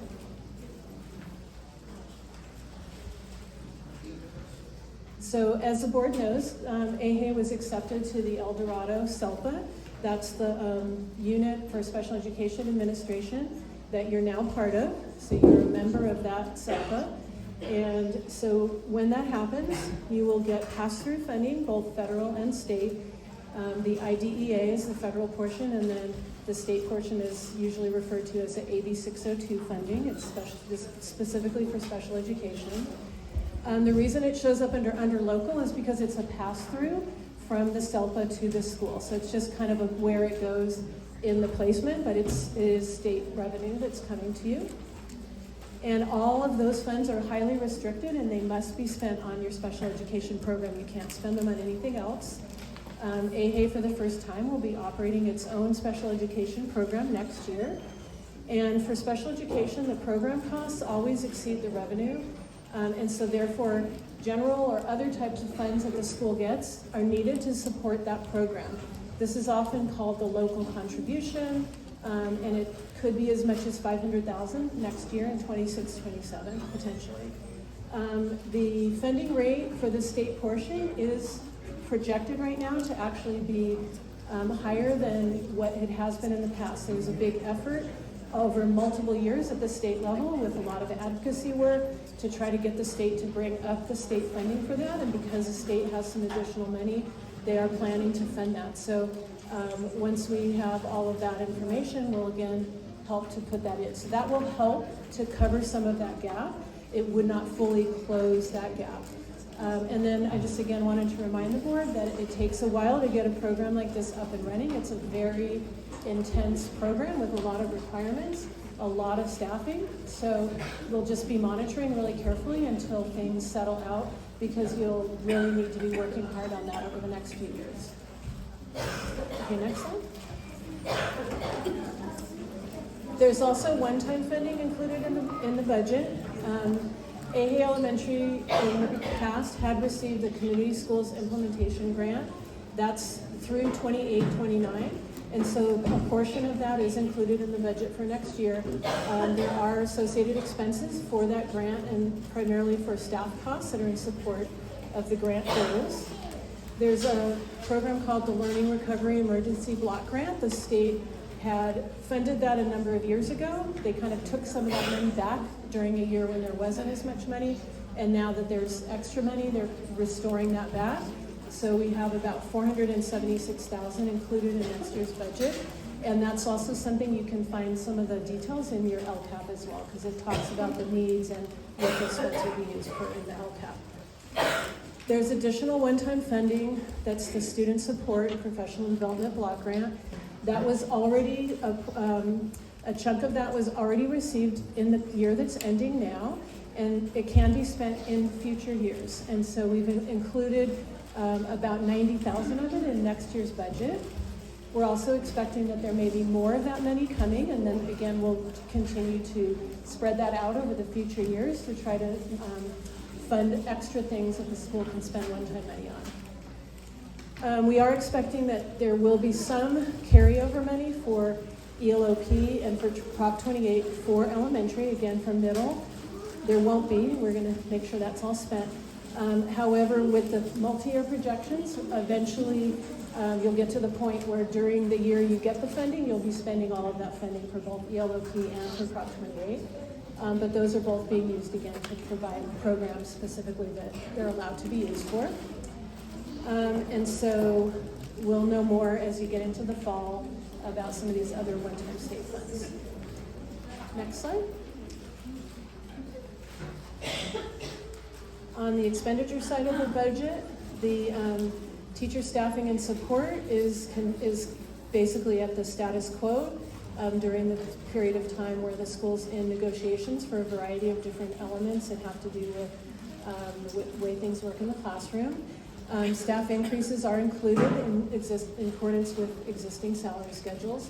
And then, as we mentioned before, all of the almost all of the special education program staffing has been added. You have had some paraprofessionals that have been working at the school in coordination with the school district, with Cajon Valley in the past. That will be continuing, but in addition to that, all of the services and different activities that had been covered by Cajon Valley in the past are now being covered by EJE. And so that includes a director. You've, I think, already met her. She's been hired. A school psychologist, 5 special education teachers. You had one that Cajon Valley had had placed here. She's continuing along with 4 new, 2 speech and language pathologists and 2 aides for them, an occupational therapist, and then again the 19 paraprofessionals, which are similar to the positions that had been known as SICAs. If you've heard that term, that's that particular position. Next. As Ms. Delgado mentioned earlier, in addition to the school psychologist who will be full-time supporting the SPED program, there's a second school psychologist position that's included. The goal there is to help support other mental health and social emotional needs and assessments of the students. There's some additional needs for maintenance of the new grounds, the facility, the field that's just been completed. So that would either be a position or potentially a combination of that with contracted services. You want to make sure your investment is taken care of, and that's not an easy thing. You've already heard about getting the field up and running and making sure that it stays in great shape for the kids. Some additional support in the business office. And then in terms of the non-personnel expenses, which is again your supplies and your operating expenses, what we typically do is we look at the historical trends. We try to budget with an increase for increased costs, and then we also look at any needs that the school has. So for example, if the school's purchasing new curriculum or it needs to purchase additional technology, we go over that. This is a months-long process to be discussing these things, looking at the needs, putting things in the LCAP, and then making sure they're covered in the budget. And so those have been taken into account in this budget. And then I did want to point out, because we're talking about the special ed program, there's also some contracted services in here specifically for special education.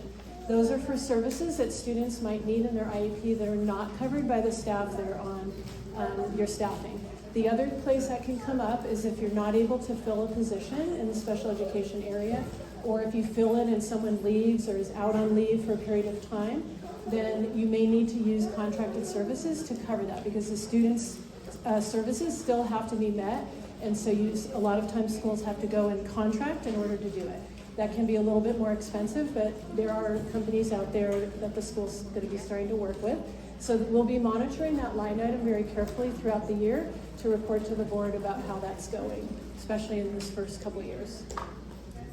Next slide. I think we're almost to the last one. So I just also wanted to point out something that's important for EJE from the board, that we are differentiating your operating budget from your facilities-related costs, and you'll see why that's important in a minute. The net income is what's reported, and that does include the depreciation costs on the facility, and you're also required to have a maintenance reserve as part of your Prop 51 funding. The depreciation started already in January, and the first full year will be is in 25-26. And then the interest is started just in this January, so next year will be the first full year of the interest, and that's estimated at about $300,000. I think this is the next slide. This is the last slide. So this is a summary of your budget, and it shows the different things that I mentioned, and you'll see that the net operating income is about $43,000, whereas the overall net is about $1 million.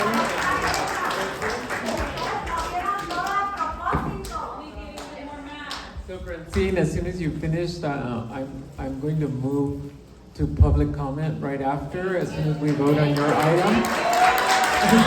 So please go ahead.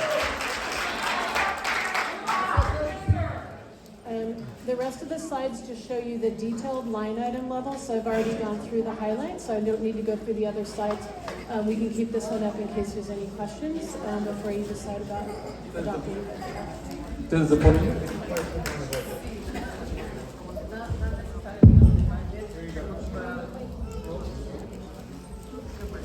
Not necessarily on the budget, but like for example, you mentioned the cost to start the program. So how we are going to support the hiring of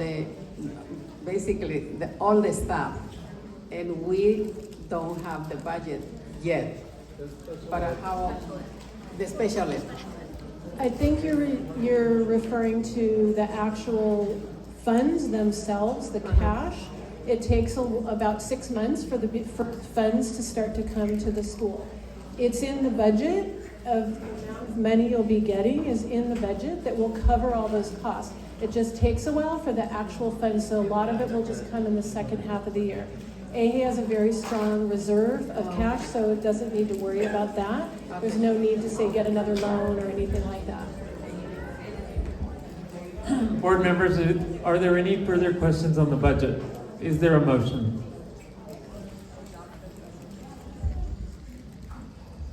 I move to adopt the 26-27 budget.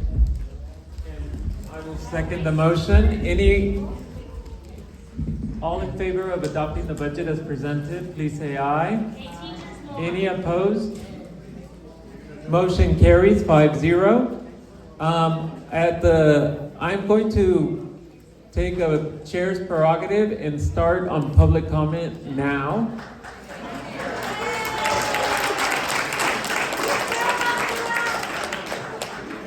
So I'm gonna just call the names. I assume most of the items are related to personnel, and so we're just gonna take public comment, but we do have a item on on labor negotiations with the teachers, and that's the closed session. So if you want to comment on the closed session, I would encourage you to wait, but I'm just gonna start calling names. So is this the generic one? So, Mr. Castello, we moved item 8H to later, so I'm going to call the public first. Yeah. So, item 9, public comment, Steven Florindo.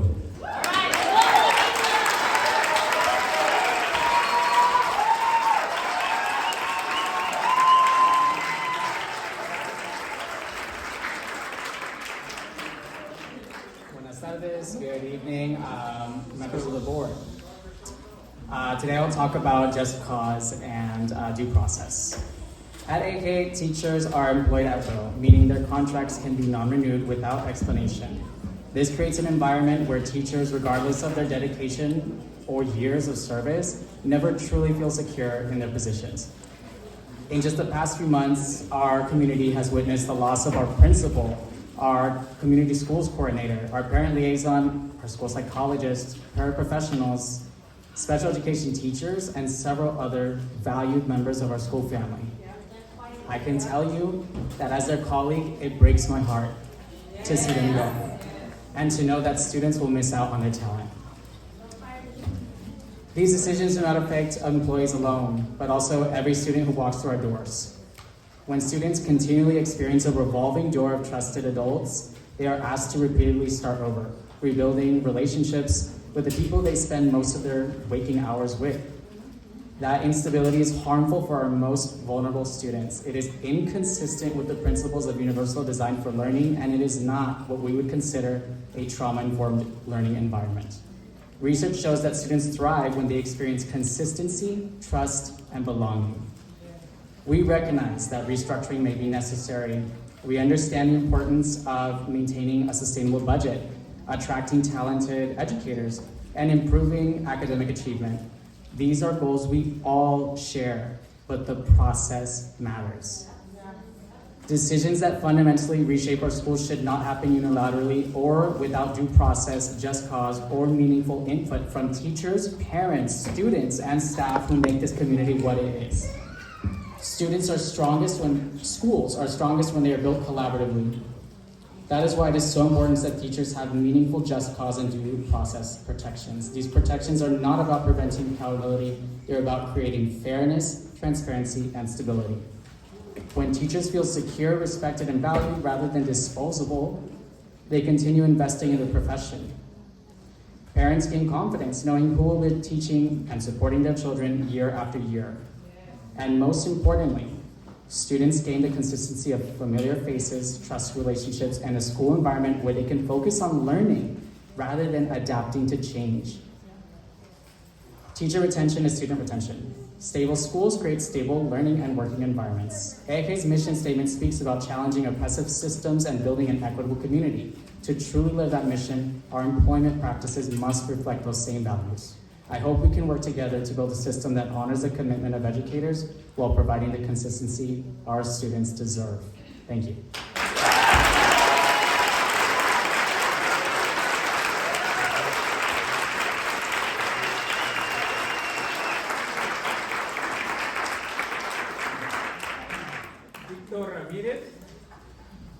Hola, buenas tardes. Mi nombre es Víctor Ramírez. Solo les quiero hacer saber que soy residente de aquí, del Cajón City, desde hace 40 años. Mis hijos atendieron la escuela primaria Madison, aquí en el Cajón. Yo, ¿verdad?, abogué como presidente asesor bilingüe por una educación de calidad. Después me moví para San Diego y les debo hacer saber que mis hijos estudiaron en la escuela Gampers. En el 2005, ¿verdad? No sé si ustedes sepan, pero la escuela Gampers era un lugar donde había pandillas, donde mexicanos y personas de color se peleaban, la policía no salía de la escuela. Tristemente, pues la educación era muy pobre. Cuando tristemente, ¿verdad?, sucedió eso, mis hijos tuvieron la oportunidad de regresar a esa escuela en el año 2020, ¿ok? Mis hijos se graduaron de ahí. Tengo un hijo que se graduó y fue a la Universidad de San Diego, ¿verdad? Se graduó de psicólogo. Ahorita está en su segunda maestría. Mi otro hijo está estudiando para licenciado. Y solo quiero hacerles saber que, pues desafortunadamente, ¿verdad?, la Unión en ningún momento hizo algo bueno en la escuela. Entró en el 2019 y yo fui una de las personas que tuvo que abogar para la educación de mis hijos y la educación de toda los estudiantes que existían ahí, que es una escuela pobre, Gampers Preparatoria Academy. Creo que nuestros hijos necesitan una educación de calidad, una educación que les haga en su momento graduarse, ser profesionistas, en su momento, ¿verdad?, ser productivos en esta nación, que creo que nuestra juventud tiene todo el derecho de hacerlo. Yo no creo y yo no pienso que la Unión sea una de las organizaciones que pueda ayudar a crecer a nuestros hijos. Desafortunadamente, ¿verdad?, no lo vemos. Los padres de familia tenemos que hacerlo y tristemente creo que necesitamos que nuestros padres se reúnan, se unan, se informen, se documenten, y es la única solución, porque si ustedes tal vez no lo entienden o no lo saben, nuestros hijos no están recibiendo la educación que se merecen. Les agradecería consideraran ustedes un poquito más a los estudiantes para poderles dar la oportunidad de crecer y de en su futuro ser unas personas que tengan una vida digna. Creo que de ninguna manera la Unión, ser parte de una escuela charter, es algo que no le va a ayudar. Muchas gracias. Gracias. Les agradezco que se informen. Gracias, señor Ramírez. Hay una escuela que se llama Who's Children's Saturday. Señor Ramírez, muchas gracias. Itzayana Anaya.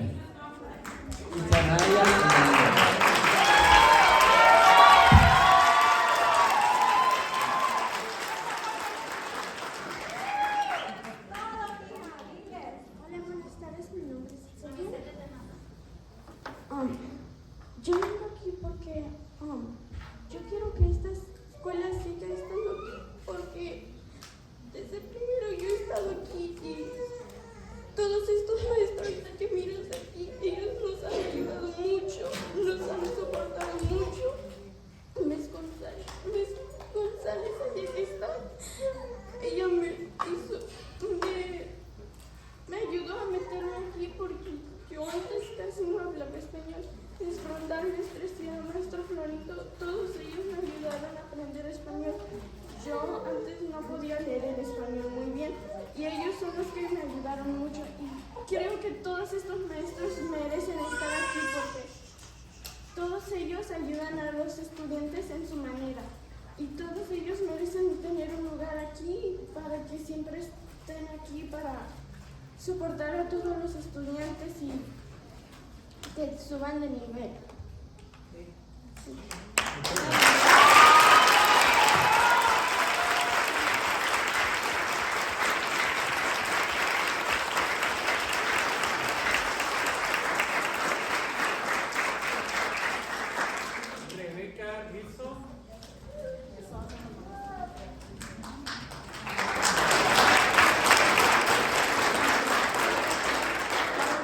Hello, my name is Rebecca Riso. I would just like to start off by saying that as an individual who attended this school when I was younger and now having the opportunity to be a part of an educator role at this school that I truly have so much love for, it has truly opened my eyes to a different point of view where unfortunately you are, I'm so sorry, taking teachers who truly have made a change and impacted so beautifully the lives of those students they've all come across. It's truly so saddening that the teachers, individuals like me, have had the privilege to be taught by are slowly disappearing with no further context.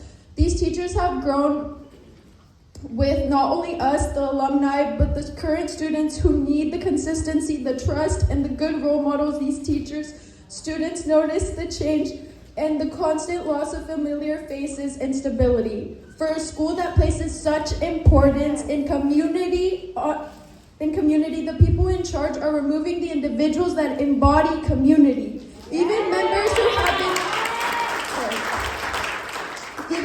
who have been a part of EJE community, of the EJE community for over a decade, such as Mr. Samaniego, Ms. Gonzalez, and on-site subs, are all being removed simply because you guys have chosen that for them. Thank you for your time.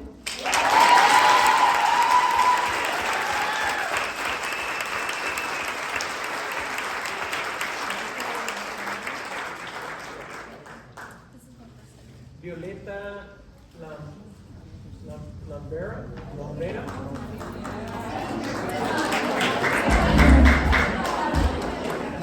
Oh yeah, you want to put this on TikTok too? Go ahead, start recording. It's your time to shine. I would like to formally express my deep frustration and profound disappointment regarding the current direction of the board administration practice.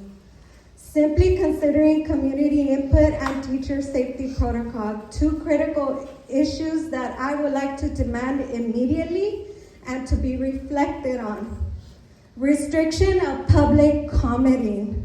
Silencing the community by refusing to allow public comment at the beginning of the meeting is a disservice to the families and you represent. Public commenting is not a formality, it is a vital pillar of accountability. Restricting parents and community members from speaking when it matters most actively trust and signals a defensive posture rather than an open, collaborative leadership style. Transparency requires giving stakeholders a voice before decisions are finally made. Failure to update your harassment policies and consequences. That's a really big one. I've been trying to work with you guys for the past since February to resolve the 2017 harassment, bullying policies, and all you guys have done is fought with me and the other parents who have requested this. We have also requested for you guys to inform all the other parents that are here to come to the meeting, and you guys have failed at that as well. My request is to have those policies in place before the new school year starts. As a parent, I feel I have the right to advocate for that and have that done immediately.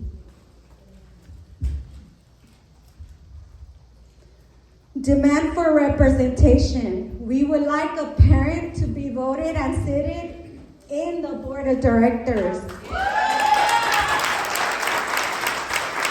To ensure true accountability and preserve the level of disconnection in the future, we demand structure change to the board. Moving forward, there must be a design seat for an elected parent and a design seat for an elected teacher. That is put it on TikTok.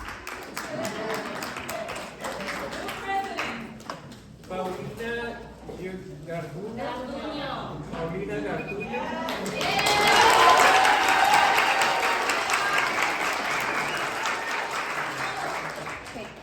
Mi nombre es Paulina Garduño y soy maestra de primer grado en EJE.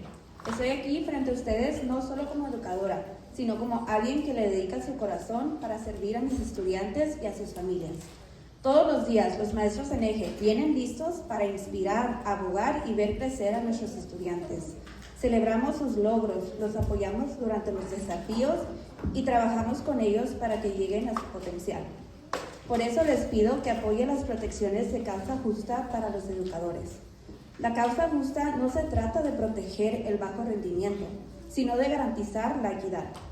Asegura que las decisiones laborales se basen en hechos, expectativas claras y el debido proceso, en lugar de en el miedo o en decisiones arbitrarias. Todo educador merece saber que su dedicación, profesionalismo y voz serán tratados con respeto. Las escuelas prosperan cuando los educadores se sienten seguros, respetados y empoderados para desempeñar su labor de la mejor manera posible. Cuando los maestros tienen estabilidad y confianza en su lugar de trabajo, mantienen su compromiso con los estudiantes, construyen relaciones duraderas con las familias y crean la constancia que los niños necesitan para tener éxito. La causa justa es cuestión de dignidad y confianza. Se trata de crear una cultura escolar en la que se valore a los educadores como profesionales. Le pido que respalde a los educadores que se dedican a esta comunidad cada día.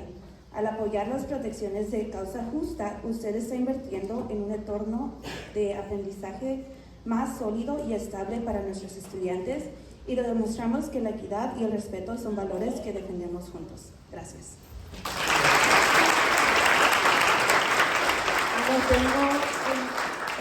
Lo tengo también en inglés por los que no hablan en inglés. Si usted puede continuar.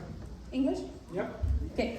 Good evening, members of the board. My name is Paulina Garduño, and I'm a first grade teacher at EJE. I stand before you today not only as an educator, but as someone who has dedicated my heart to serving my students and their families. Every day, teachers at EJE show up ready to encourage, inspire, and advocate for children. We celebrate their successes, support them through challenges, and work tirelessly to help them reach their full potential.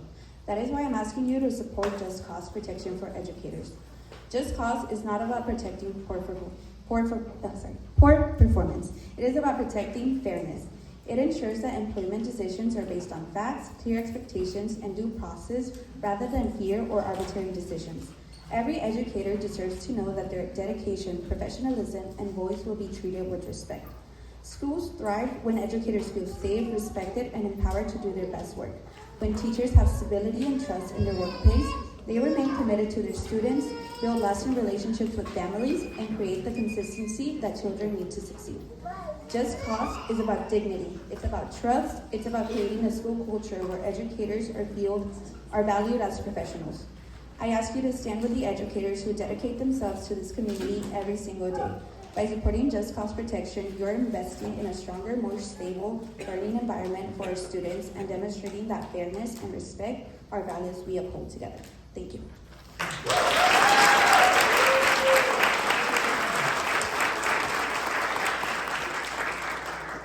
Juan Sanmaniego.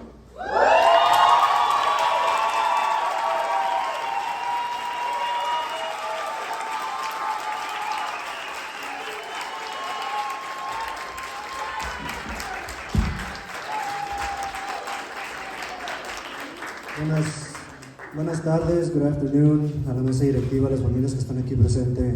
Antes de hacer mi comentario, creo que es importante, nomás, al punto que se mencionó anteriormente sobre Gompers, Hay una conexión ahí con Jesús Pacheco y el apoyo que él brindó en aquellas familias que al último no se unieron y que estaban en contra de la unión. Es importante que todas las familias aquí sepan eso. I think it's important for all families here to know that the gentleman that was here, and I say that because my family's out in Southeast too, that in Gompers, those parents were helped and supported by Jesus Pacheco, and I say this because he spoke to me last year trying to tell me about why are we organizing, why are we unionizing. Y lo digo esto claramente y también en el público porque él el año pasado vino a platicar conmigo, se quiso sentar y platicar sobre por qué están organizando, por qué hacen la unión de los maestros. Queridas familias de EJE, después de 10 años increíbles en EJE, Acadmies, lamento informarles que ya no continuaré trabajando en EJE. El 22 de junio de 2026 la administración me informó que mi contrato no sería renovado para el próximo año escolar. Esta noticia me tomó completamente por sorpresa y ha sido profundamente desalentadora. Como resultado de esta decisión, mi servicio a la comunidad de EJE, y siendo también del cajón, concluirá el 30 de junio de 2026. Aunque esta no fue una decisión que yo tomé, ha sido un verdadero honor servir a esta comunidad, una comunidad que me ha ayudado a formarme como educador y trabajador junto a tantos estudiantes, familias, miembros del personal y socios comunitarios inspiradores durante la última década. Comparto esta información de manera abierta porque creo, y los padres conocen, que nuestra comunidad merece honestidad, no solo sobre mi salida, sino también sobre lo que esto representa. Durante mi tiempo aquí, he sido un firme activo defensor de los esfuerzos de nuestros maestros en el sindicato por asegurar protecciones sindicales, incluyendo la causa justa y el derecho de debido proceso, que quiere decir se merecen una explicación de por qué se les deja ir o por qué se les está brindando una queja. Considerando eso, ese contexto, se me hace difícil ver la decisión de no renovar mi contrato como algo ajeno a mi apoyo al sindicato. Más importante aún, este momento pone de relieve un problema más amplio. Sin protecciones de causa justa ni debido proceso, cualquier maestro comprometido puede ser despedido sin una explicación clara, sin transparencia y sin posibilidad de apelación, independiente de sus años de servicio o su compromiso con los estudiantes. I will go ahead and read it in English. Dear EJE families, after 10 incredible years at EJE Academies, I regret to inform you that I will no longer be employed at EJE. On June 22nd, 2026, I was informed by administration that my contract will not be renewed for the upcoming school year. This news came as a complete surprise and has been deeply disheartening. As a result of this decision, my service to EJE community will conclude on June 30th. Although this was not my decision, it has been a true honor to serve this community, one that has helped shape me as an educator and to work alongside so many inspiring students. Shout out to all the alumni that are here, families, staff members, and partners over the past decade. I am sharing this openly because I believe our community deserves honesty, not just about my departure, but about what it represents. Throughout my time here, I have been a strong and vocal supporter of our educators' efforts to secure union protections, including just cause and due process rights. Given that context, it is difficult to view the non-renewal of my contract as unrelated to my union advocacy. More importantly, this moment highlights a broader issue. Without just cause or due process protections, any dedicated educator can be dismissed without clear explanation, transparency, or recourse, regardless of their years of service or commitment to students. These protections are not about any one individual. They're about ensuring fairness, stability, and respect for educators, and in turn, creating a stronger and more consistent learning environment for students. A united and informed community plays a vital role in helping ensure that educators can continue advocating for the conditions that best support your children's education. Thank you for the trust, support, and partnership you have shown me over the years. It has truly been a privilege to be part of your children's educational journeys in community and in solidarity. Thank you. Gracias.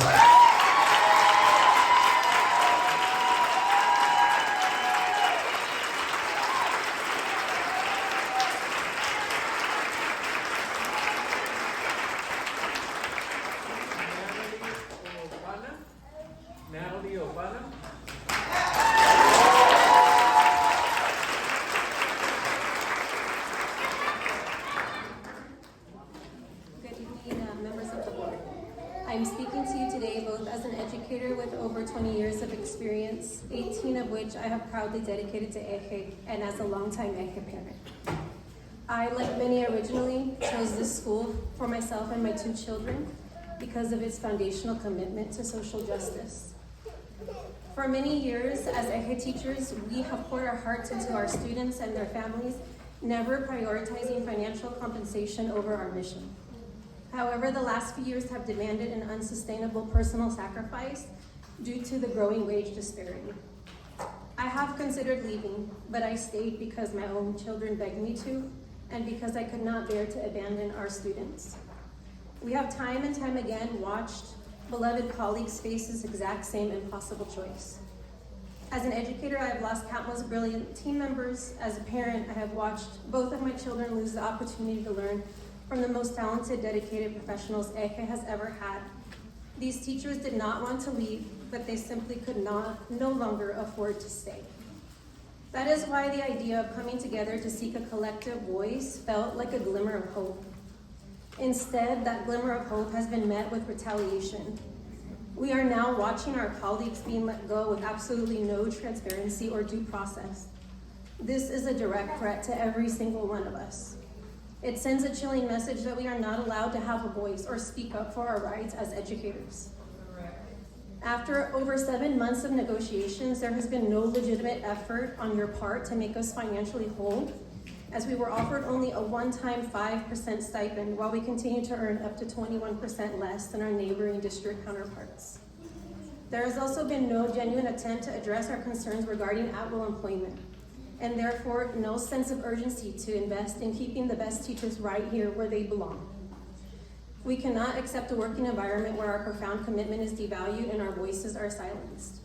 This heightened hostility and uncertainty will likely push more dedicated staff to leave while it can still be on their own accord. Furthermore, we fear many parents will decide to remove their children from this unstable situation, seeking a community where their well-being is at the forefront. True social justice cannot exist in our classrooms if it is denied to the educators who anchor them. Do not let the new school year begin in a stalemate.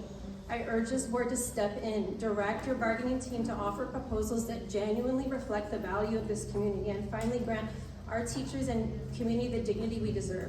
Protect the future of every student at EJE. Thank you.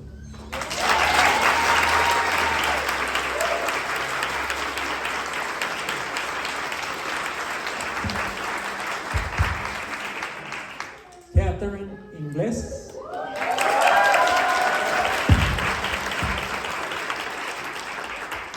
Hola, buenas tardes. Mi nombre es Catherine Ingles. Soy maestra de Historia de 7º a 8º grado. Acabo de completar mi 3er año aquí en EJE y hoy me gustaría hablar un poquito acerca del contrato de los educadores. Quiero resaltar que las condiciones laborales de los maestros son en realidad las condiciones de aprendizaje de nuestros estudiantes. Durante estos últimos 3 años he tenido el privilegio de formar relaciones muy significativas con estudiantes, familias y colegas. Por eso considero que EJE es una comunidad muy especial. Mi deseo es seguir desarrollando mi carrera profesional aquí a largo plazo, fortaleciendo esas relaciones con nuestros estudiantes y con toda la comunidad escolar. Sin embargo, he visto cómo el sistema de empleo a voluntad genera inestabilidad, aumenta la rotación de maestros y en última instancia afecta el aprendizaje y el bienestar de nuestros alumnos. Nuestros estudiantes merecen maestros con experiencia que permanezcan en sus escuelas y que se sienten seguros y respaldados en su trabajo. Este año fue muy doloroso ver a nuestros estudiantes despedirse de adultos de confianza que habían sido una parte importante de sus vidas. Aún más triste fue saber que algunos estudiantes ni siquiera tuvieron la oportunidad de despedirse. Nuestros estudiantes merecen estabilidad y la oportunidad de construir relaciones duraderas con los educadores que los apoyan cada día. Actualmente, la propuesta de EJE en la mesa de negociación exige que los educadores permanezcan bajo un contrato a voluntad durante sus primeros 6 años de empleo, lo que significa que pueden ser despedidos sin causa justificada. Esta política no beneficia a los educadores, no beneficia a los estudiantes, no beneficia a las familias. Si los maestros continúan buscando estabilidad laboral en otros distritos, seguiremos perdiendo profesionales valiosos y nuestros estudiantes serán quienes sufran las consecuencias. Nuestro LCAP, como vimos en la presentación, identifica la participación de las familias, la reducción del ausentismo crónico, apoyar a los LTALs, o sea, los estudiantes que están aprendiendo inglés a largo plazo como prioridades. No vamos a alcanzar esas metas sin retener a maestros con experiencia. Las relaciones sólidas con educadores constantes y de confianza son las que mantienen a los estudiantes y sus familias conectadas con nuestra escuela. Por eso, les pido respetuosamente a los miembros de la mesa directiva que prioricen protecciones laborales justas y razonables para que podamos retener a excelentes maestros y brindarles a nuestros estudiantes la estabilidad que merecen. Muchas gracias por su tiempo.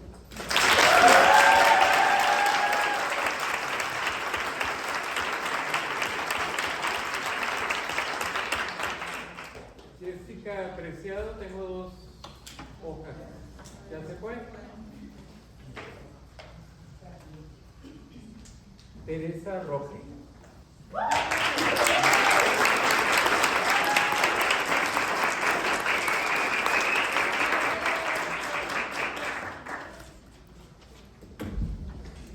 Buenas tardes, mi nombre es Teresa Roque, soy SICA e integrante del equipo de apoyo del comportamiento. Me dirijo hoy a ustedes con respeto, pero también con una preocupación genuina por el rumbo que estamos tomando como comunidad escolar.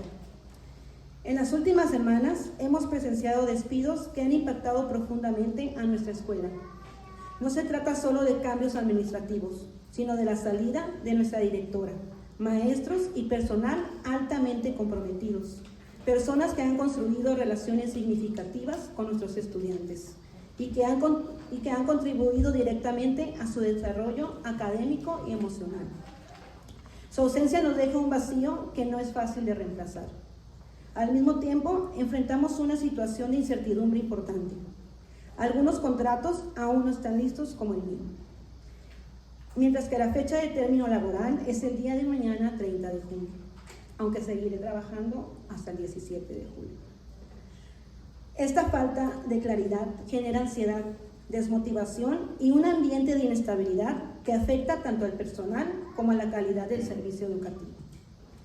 Cito a continuación a Dolores Huerta.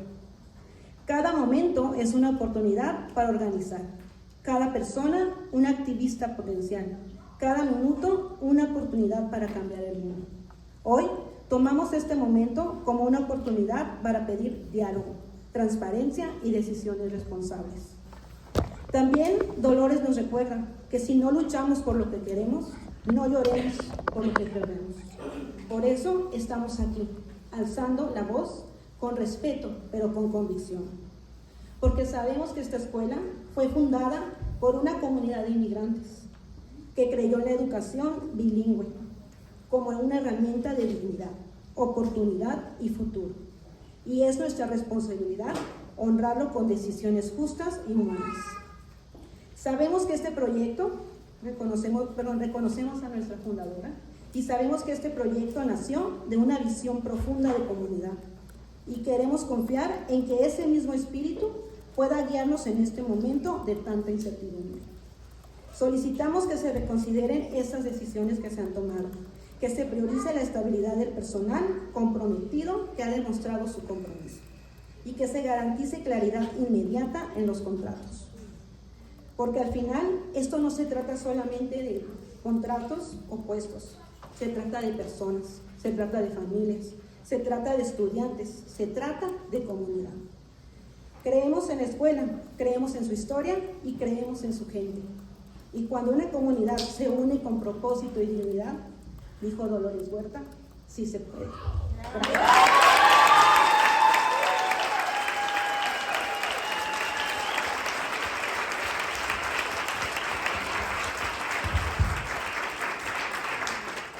Jesús Gastelo.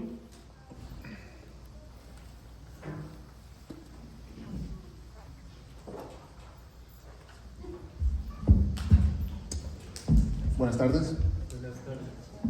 EJE board meetings are an essential part of how we ensure transparency, accountability, and strong governance and service of our students and accountability, and strong governance and service of our students and families. I'm here to tell you that you have drifted away from this commitment to our community. Yes. The issues that I have seen, not only in the last year, but in the last several years, in my opinion, are a direct result of poor governance. Yes. Due to the following items that I request a plan to be put together with a single point of accountability for each and time frame to resolve. Unclear roles for trustees such as secretary, treasurer, not posting meeting agenda within 72 hours, both on the website and place of business, minutes from previous meetings being posted two meetings after, unclear what the latest policies and procedures are, current committee members, meeting dates, purposes, no school site council as specified in our charter. This is not an exhaustive list, but this is a good start. Thank you.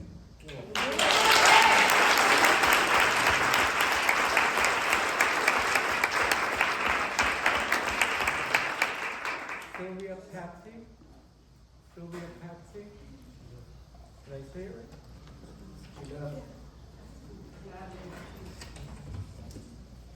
Jared Buta.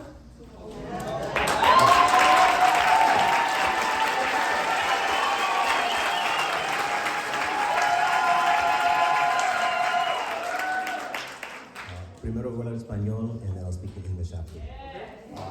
Mi nombre es Joe Kubota, trabajé en EJE durante 19 años. Durante mi último año en esta escuela, vine varias veces a esas reuniones para hablar del bajo rendimiento académico, la falta de capacitación para los maestros, la educación especial y la transparencia y la cultura que poco a poco estaba cambiando en EJE. No hablé porque estaba enojado, hablé porque amaba esa escuela. Ahora no trabajo aquí. Ahora soy maestro en el distrito de San Diego. Y no estoy aquí porque necesito un trabajo. No estoy aquí porque quiero un contrato. Estoy aquí porque todavía me importan los estudiantes, las familias y los empleados que siguen aquí.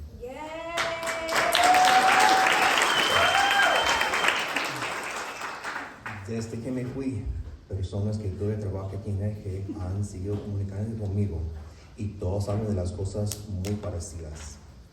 La falta de respeto, la falta de comunicación, la falta de claridad, la pérdida de confianza. Solamente están pidiendo cosas básicas: un salario justo, respeto, claridad, honestidad y confidencialidad. Eso no es demasiado pedir. Eso es lo mínimo que cualquier persona merece en su trabajo.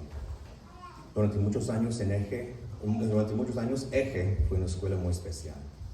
Las familias confiaban en nosotros. Los maestros querían quedarse. La gente se sentía orgullosa de trabajar aquí. Ahora esa confianza se está perdiendo. Y cuando los buenos maestros y el buen personal se va, quienes realmente pierden son los estudiantes. Todavía creo que EJE puede recuperar lo que alguna vez fue. Primero, este consejo tiene que volver a escuchar a las personas que todos los días están con los estudiantes. Thank you.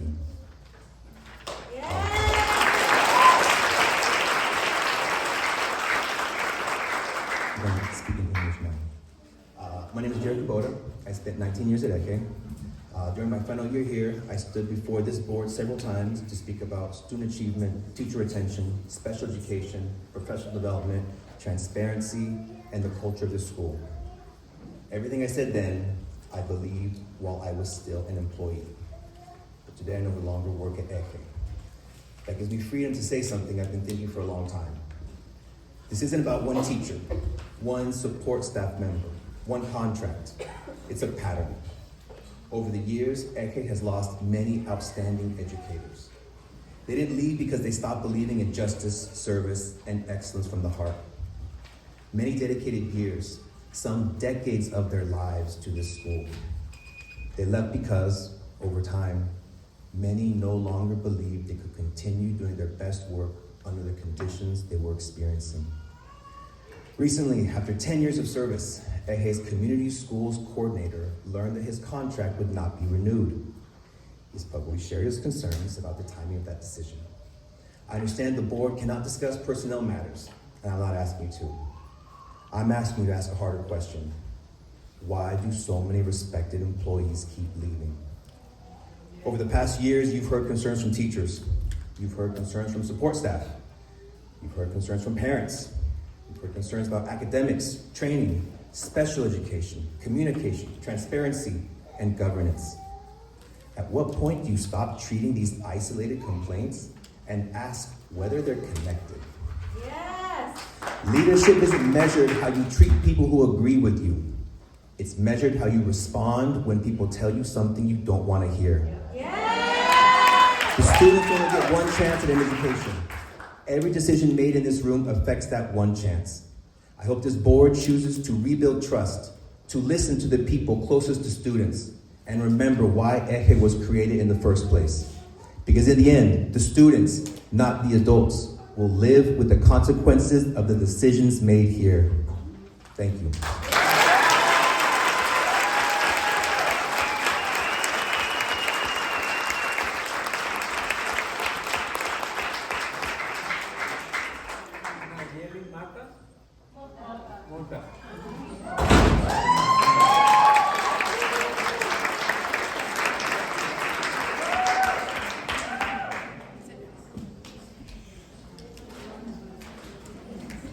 Good evening, board. My name is Nayeli Mota, and I am a kindergarten teacher here at EJE. Over the past several board meetings, I have spoken about investing in educators, bargaining in good faith, and ensuring that our actions reflect the values of excellence in justice and education. Tonight, I would like to speak about another issue that directly impacts our students: teacher job security. As educators, we dedicate ourselves to building relationships with students and families. We create classrooms where children feel safe, supported, and excited to learn. That kind of environment takes time to build. Yet under at-will employment, teachers can be dismissed without just cause or due process. This creates uncertainty that affects not only educators, but also the students who rely on consistency and stability. Job security is not about protecting ineffective employees. It is about ensuring fairness, transparency, and due process. Establishing a due process helps set expectations for educators, provides a process for communicating performance metrics, and outlines any disciplinary actions prior to dismissal. It allows educators to advocate for their students, raise concerns about safety, collaborate honestly, and focus on teaching or supporting our students without fear that speaking up could jeopardize their livelihood. When teachers are secure, schools benefit. Educators are most likely to remain in the profession, invest in the school community, mentor new teachers, and build lasting relationships with students when they have job security. Since my first year working at EJE, I now have a completely new team, 3 talented educators who left due to at-will employment and in search of, EJE has also built a strong educator community. However, in recency, some outstanding educators have been parted with due to reconstruction of the school. Do you believe these educators received a due process? What does this reconstructuring entail? How will this reconstructuring affect our educators, our students? When strong educators are asked to leave, students lose trusted adults, schools lose valuable experience.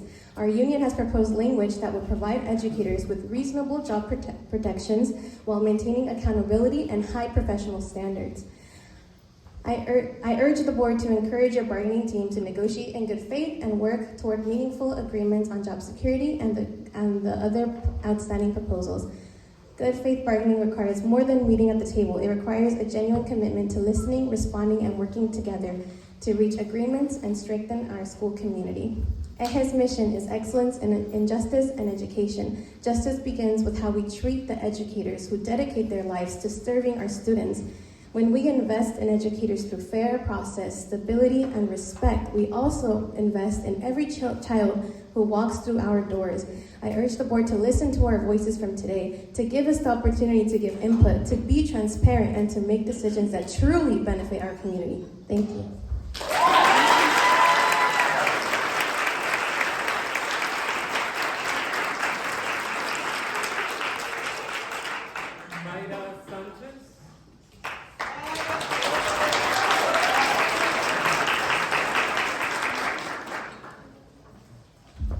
Good evening. My name is Mayra Sanchez, and I have 2 kids attending EJE. I have a son going into 1st grade and a daughter going into 4th grade. My daughter was one of the lucky 3rd graders that was looped into a grade having the same teacher for 2 years in Miss Morales' class, and both of my kids and niece have had the same kindergarten teacher, Miss Mota, and they have loved and still share memories about her. My daughter has an IEP and has received the best special education services and speech and counseling services through Cajon Valley School District these last years. While I am sad to see them go, but happy and grateful for the time and dedication they provided for her, I saw tremendous growth and confidence in my baby girl that will never be forgotten. I cannot emphasize enough what consistency in staff and a familiar face does to a child. I want every child in EJE to have these same privileges moving on in this school in the future.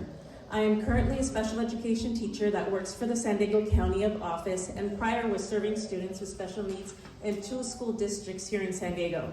I have 20 years of school district experience and know the good, the bad, and the ugly that unfortunately lies within the internal politics of school districts.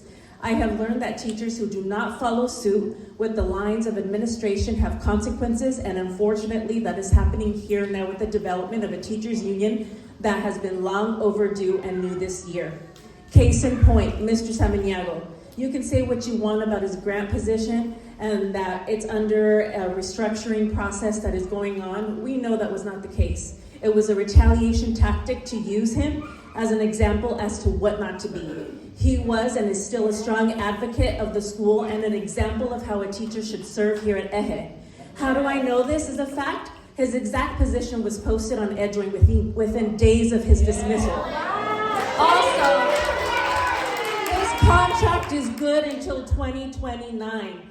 Also, correction, the positions are not full here. There is a 4th grade position still posting at EJE, and so staffing isn't full.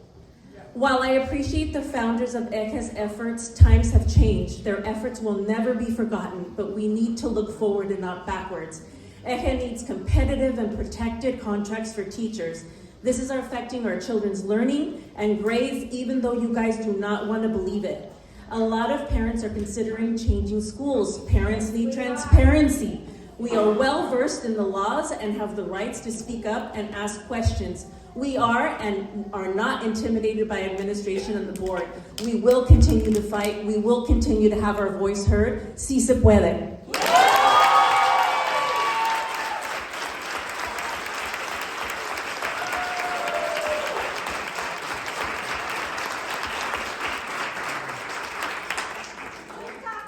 Jennifer Turner. Jennifer Turner.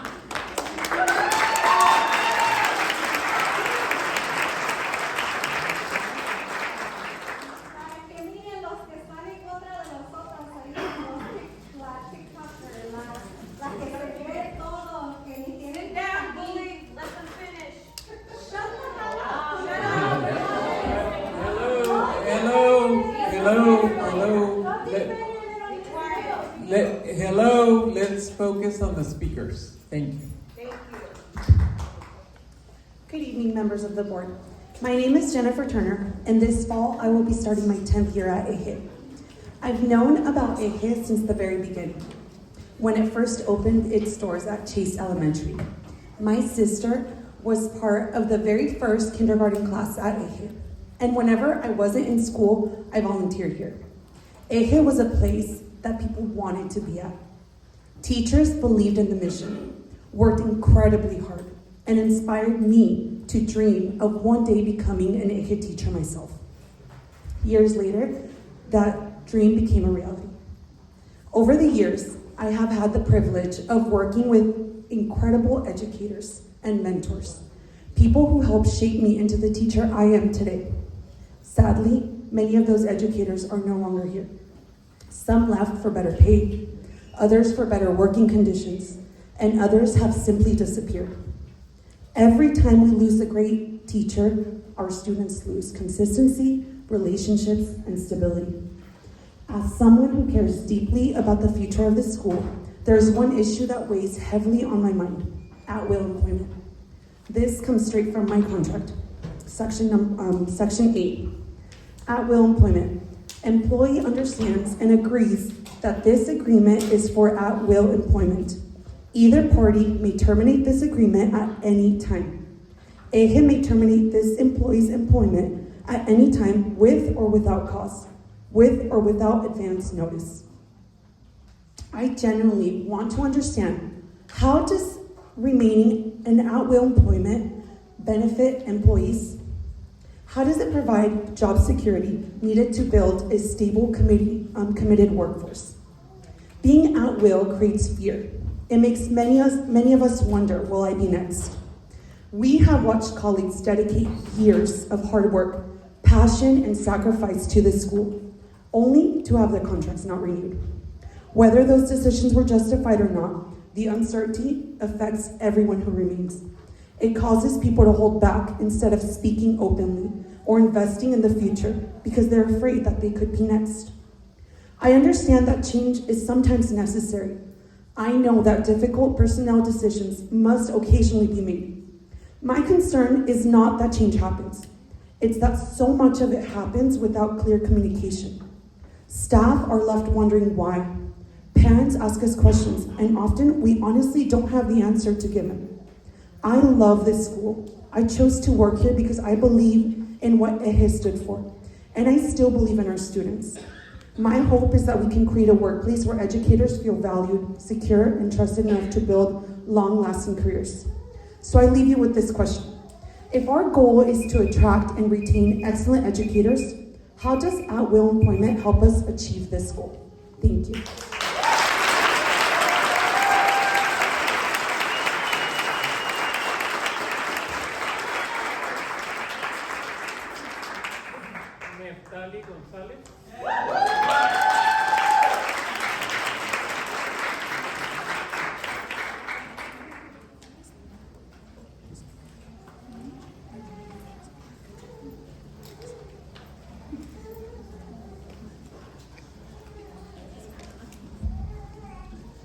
Buenas tardes, mi nombre es Neftalí González, soy maestro de quinto grado aquí en EJE.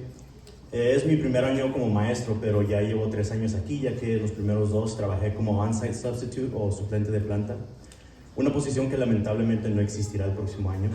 Es una de varias posiciones que han sido eliminadas a pesar de haber sido importantes para el funcionamiento de nuestra escuela.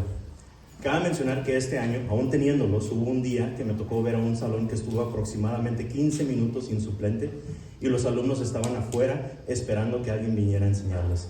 Y todavía, para hacerlo peor, la persona que no es suplente, que después vino a suplir el salón, también es una persona que ya no estará el próximo año porque su posición ha sido eliminada.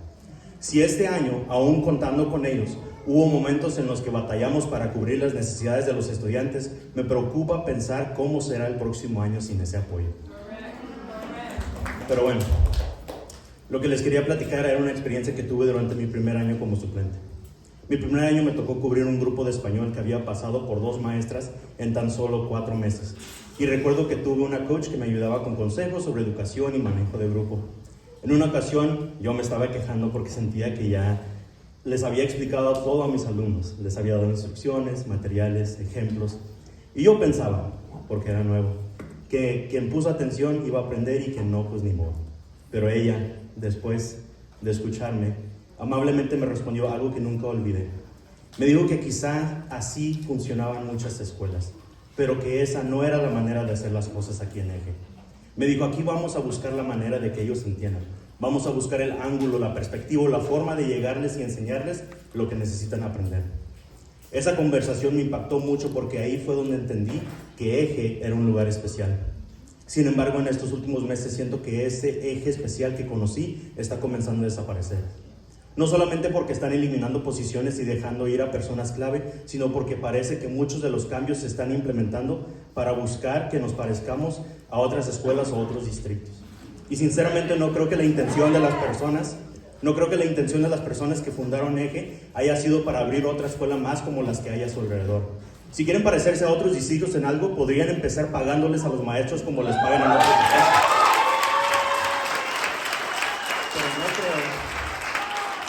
Pero no creo que la meta deba ser cambiar el funcionamiento de nuestra escuela para que se parezca a todas las demás. Teníamos un buen equipo, personas capaces, preparadas y comprometidas con los estudiantes. Había personas que ayudaban a impulsar esta escuela hacia adelante. Había mucho EJE material que tomó años construir y que hoy estamos dejando ir. Creo que lo último que quisiéramos es que dentro de algunos años recordemos la EJE que teníamos y pensemos que fue el momento que comenzamos a perder aquello que la hacía especial. Gracias.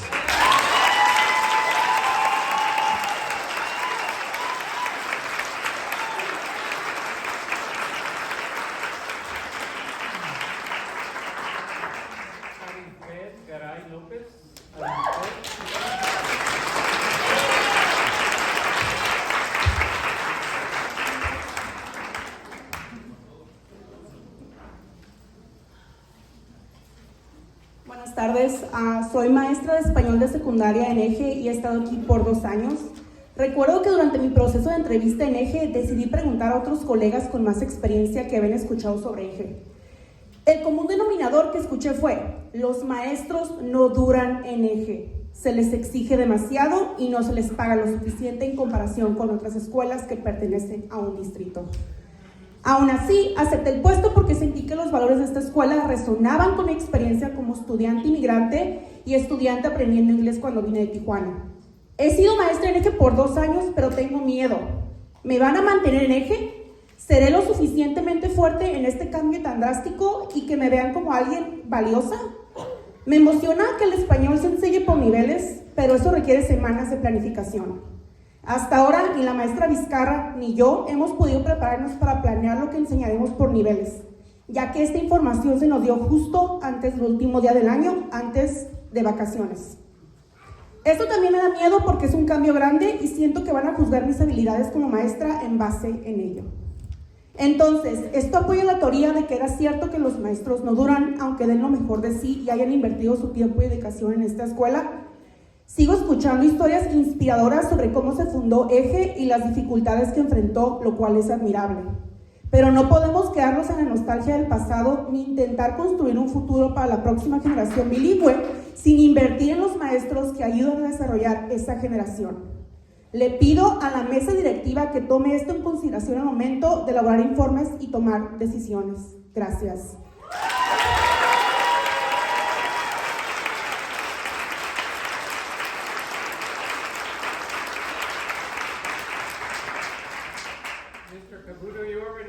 Is this a... No, English and Spanish.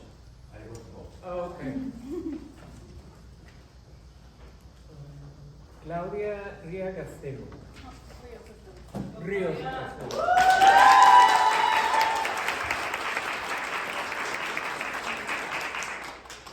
Vengo a leer 2 cartas que unos papás me pidieron a leer porque tienen miedo de esta mesa directiva.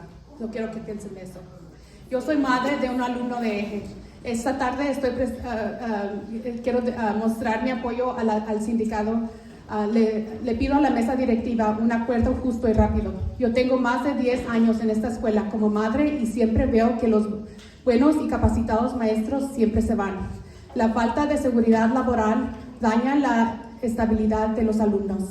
Mi hijo se graduó de la secundaria y me comenta que es muy triste que él y la mayoría de sus compañeros han estado en esta escuela desde TK, pero no hay un maestro en cual hayan tenido en la primaria que aún sea maestro de EJE. Nuestros hijos se preguntan por qué los maestros se van y las respuestas se nos ha dado es normal, pero sabemos que no. EJE es una escuela de justicia, por lo tanto, hagamos sentir a los maestros que nos importan, escuchénlos y hagamos algo. Además, me gustaría expresarles a mi molestia sobre la falta de comunicación de parte de la mesa directiva hacia los padres para tomar decisiones. Esta escuela fue fundada por padres de familias para las familias y me gustaría saber por qué hay un día que se les olvida eso y no nos toman en cuenta nuestra opinión en las decisiones que se están llevando a cabo hoy. No necesitamos hacer tanto despedido injustificado para mejorar la educación para nuestros hijos. Lo que necesitamos es trabajar en equipo, juntos sin dejar a nadie atrás, porque la escuela es de todos y para todos. This is the second letter. Good afternoon. I'm writing to you as a mother of a student who expresses my deep concern and dissatisfaction regarding ongoing issues affecting the school community since November 2025. My main concern is the working environment for educators, which appear to be marked by instability and uncertainty and lack of transparency. Educators are working under job insecurity, including unclear contract renewals and last-minute decisions. It is especially concerning that in some cases, these decisions appear to be retaliatory against staff members who have exercised their right to raise concerns or defend their workplace rights, which is completely unacceptable.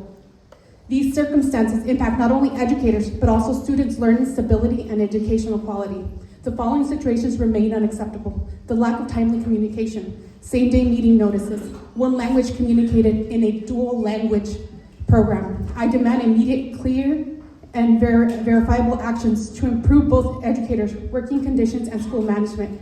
I'm also request a formal written response to the entire parent community. Sincerely, this parent assignment, Irma Garcia, and I have it in Spanish. Muy buenas tardes. Por medio de la presente, me dirijo a ustedes como madre de familia para expresar mi profunda inconformidad y preocupación ante diversas situaciones que han afectado a la comunidad educativa desde noviembre de 2025 hasta la fecha. Mi principal preocupación es el ambiente laboral del personal docente en cual presenta condiciones de inestabilidad, incertidumbre y falta de transparencia. El personal educativo enfrenta inseguridad laboral, incluyendo renovaciones de contratos poco claras y decisiones de último momento. Resulta particularmente preocupante que en algunos casos estas decisiones parezcan constituir represalias hacia miembros del personal que han ejercido su derecho a expresar inquietudes o defender sus derechos laborales, lo cual es completamente inaceptable. Estas condiciones impactan tanto a los educadores como a la estabilidad académica de los estudiantes. Las siguientes situaciones son inaceptables: falta de comunicación oportuna, reuniones notificadas el mismo día, comunicación en solo un idioma de un programa dual language. Como madre de familia, exijo acciones inmediatamente claras y verificables para mejorar estas condiciones. Asimismo, solicito una respuesta formal dirigida a toda la comunidad de padres de familia. Atentamente, Irma García, madre de familia.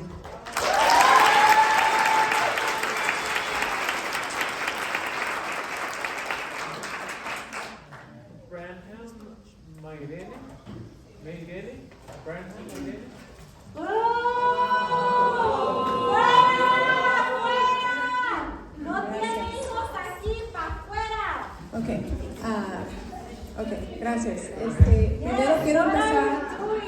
Primero quiero empezar porque sí tengo familia aquí que viene a EJE y pues una de las cosas. Y di lo que andas diciendo que las maestras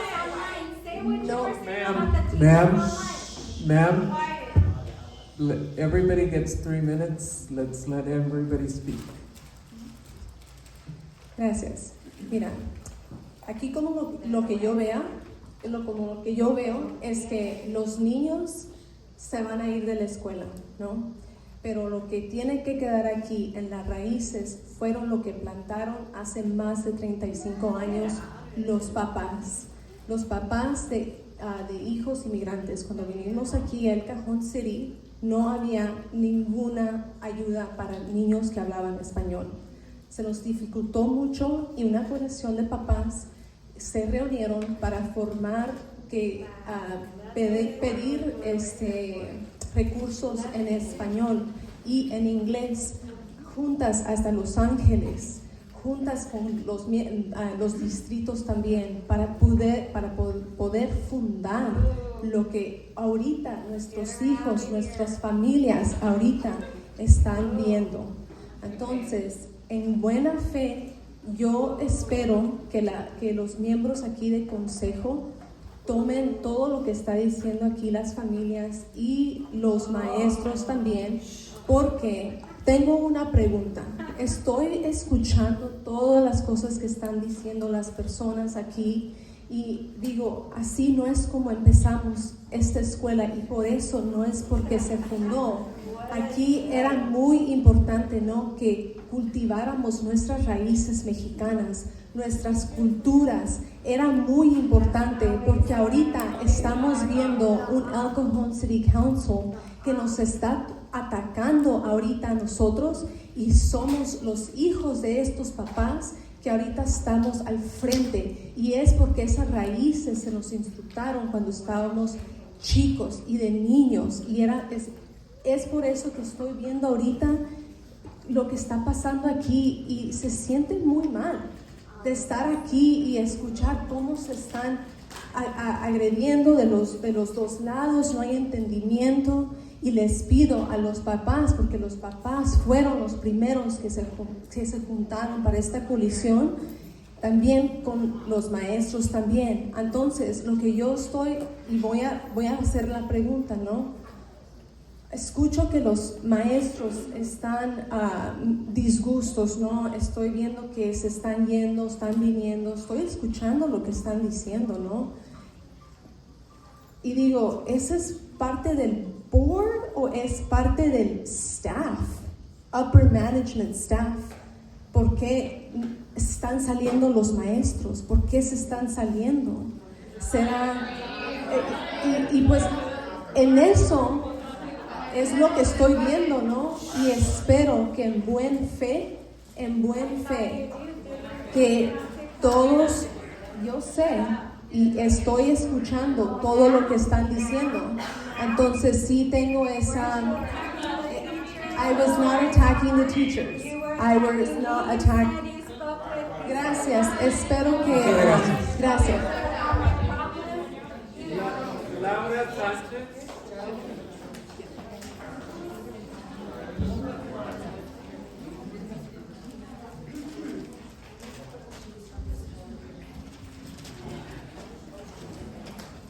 Estimados miembros de la dirección y mesa directiva de la escuela, por medio de la presente, yo, Laura Sánchez, abuela y tutora de mi nieto, Scott Bates, alumna de esta institución, me dirijo a ustedes con todo respeto para expresar una preocupación que llevo observando y considero urgente atender desde hace 4 años que mi nieto forma parte de esta comunidad escolar. He estado y sigo abogando por su futuro y por el futuro de todos los niños que aquí se forman. Durante este tiempo... Well, we have to control the volume there. So we're going back to the agenda. You know, we moved so that we could deal with the public comment. But we're going back to item 7, Roman numeral 7, item E, the extreme weather policy. At this point, we're going to... Thank you, colleagues. Colleagues, thank you. We need to continue with the meeting. So item E is extreme weather policy. General Counsel, do you have a few comments on this matter? Thank you. There's a new California law that requires schools to have extreme weather protocols in place by July 1st. So it's important that you take action on this tonight. So you can't, no puedes escuchar? So we need to raise the Can volume. is that better if I hold it wrong? I'll hold it closer to my mouth. Okay. Sorry. Let me start all over. A new California law requires all schools to have extreme weather protocols in place by July 1st, which is Wednesday, which is why we need to take action on this tonight. And these new protocols incorporate standardized guidelines from the California Department of Education. So in compliance with that law, you're asking to update EJE's policy, which will now include definitions for extreme weather triggers, protocols for canceling or modifying outdoor activities, for extreme weather triggers. In most cases, this will involve like extreme heat, but it could be other things as well. Protocols for indoor alternatives, how communications with staff and families will occur, and how staff will be trained on weather-related student safety. And so that's what this policy is about. So in compliance with the law, is there any questions from the board regarding the adoption of the policy? I move approval of the EJE weather policy in compliance with the law as presented by General Counsel. Is there a second? It's been seconded by Trustee Pacheco. Any further questions on the policy? All in favor, please say aye. Aye. Any opposed? Motion carries 4-0 with Carol Cadedo Kaplan left. Departed, absent. So now the next item is the cell phone and student privacy devices policy, General Counsel. There's been a lot of new California laws. This is another one. This requires schools to adopt again by July 1st. And then update every 5 years a policy limiting or prohibiting student smartphone use while students are at school or under school employee supervision. So it is updating its policy to comply with the new law. And it includes clarification about exceptions for phone usage and how they apply for emergencies, medical needs, IEP, 504 accommodations, and staff teacher, approved use in the classroom. So this again is for legal compliance. Thank you, General Counsel. Any questions about the cell phone and student privacy devices policy that is mandated by state law? Seeing none, I'll move approval of the cell phone and student private devices policy in accordance with state law. Is there a second? It's seconded by Ms. Pacheco. Any further questions or comments on the rule? All in favor, please say aye. Aye. Any opposed? I see none, so 4-0 with Cadero Kaplan absent. Election of board officers. I move the appointment of President Jose Preciado, Vice President Carol Cadero Kaplan, and Maxine Telegalupelli for treasurer for the 26-27 academic year. Is there a second? It's seconded by Ms. Pacheco. All in favor, please say aye. Aye. Any opposed? The motion carries 4-0. So this is for 26-27. Anyone interested in seeking public comment on any matter? Just all you have to do is pull a slip. But the next item that we're discussing is we already voted on that. Yeah, that's easy. This is not a school board, so I appreciate your input. Are you interested in speaking on a future item on the agenda? You're welcome to do so. Thank you so much. Proposed board meeting calendar was presented for 26-27. I have Mr. Gastelum as the speaker. Where's Mr. Gastelum? Oh, are you gonna? Okay, good. For the proposed board meeting calendar, 2026-2027. I would like the board to please confirm the dates of the board retreat that will adhere to the Brown Act with the required 72-hour meeting notice, packets published and locations accessible to the public, also available in Spanish as stated by the Brown Act. And I want to inform the parents that these retreats are actually open to the public. So if you did not know that the Brown Act allows us to also attend this retreat. So please make sure that you provide us with the 72-hour meeting notice against the packets published and visible around the school, because for this meeting we came and they were not made visible. So thank you.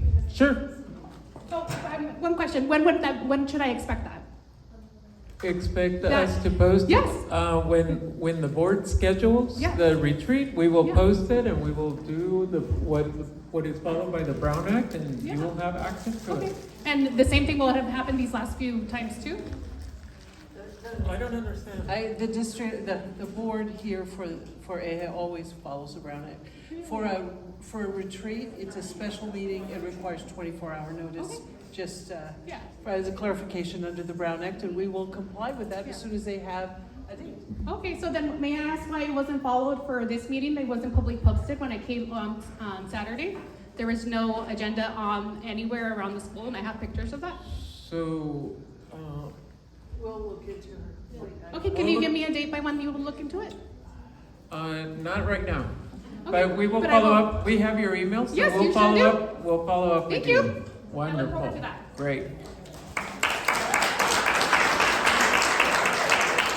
Is there a motion to adopt the agenda, the calendar of meetings as was presented on the item? As you know, we meet on Mondays at 4:30. We did not schedule the day of the retreat because everybody needs to plan. We need to plan around everyone's schedule. Okay? Is there a motion to adopt the schedule? Maxine has moved adoption of the schedule. Is there a second? Second. It's been seconded by, pardon me for using your name, Maxine, but it's been seconded by Director Escamilla. Any further questions? Seeing none, all in favor, please adopt the schedule as presented, and with the notice that we will publish the day of the retreat in the month as soon as we have a scheduled date. All in favor, please say aye. Any opposed? Motion carries 4-0 with Cadero Kaplan absent. We are now moving to the consent agenda. I move approval of the consent agenda, items A through G. With items A and B, the consent agenda as published. Is there a second? I second. It's been moved and seconded to adopt the consent agenda. All in favor, please say aye. Aye. Any opposed? Motion carries 4-0 with Cadero Kaplan absent. We are at the end of our agenda. We are going to be going into public closed session on conference item A, conference with labor negotiation, government code section 54957.6, EJE negotiators Grisela Delgado, executive director, and Garcia Hernandez Sani, LLP, general counsel with employee organization Equitable Educators Association.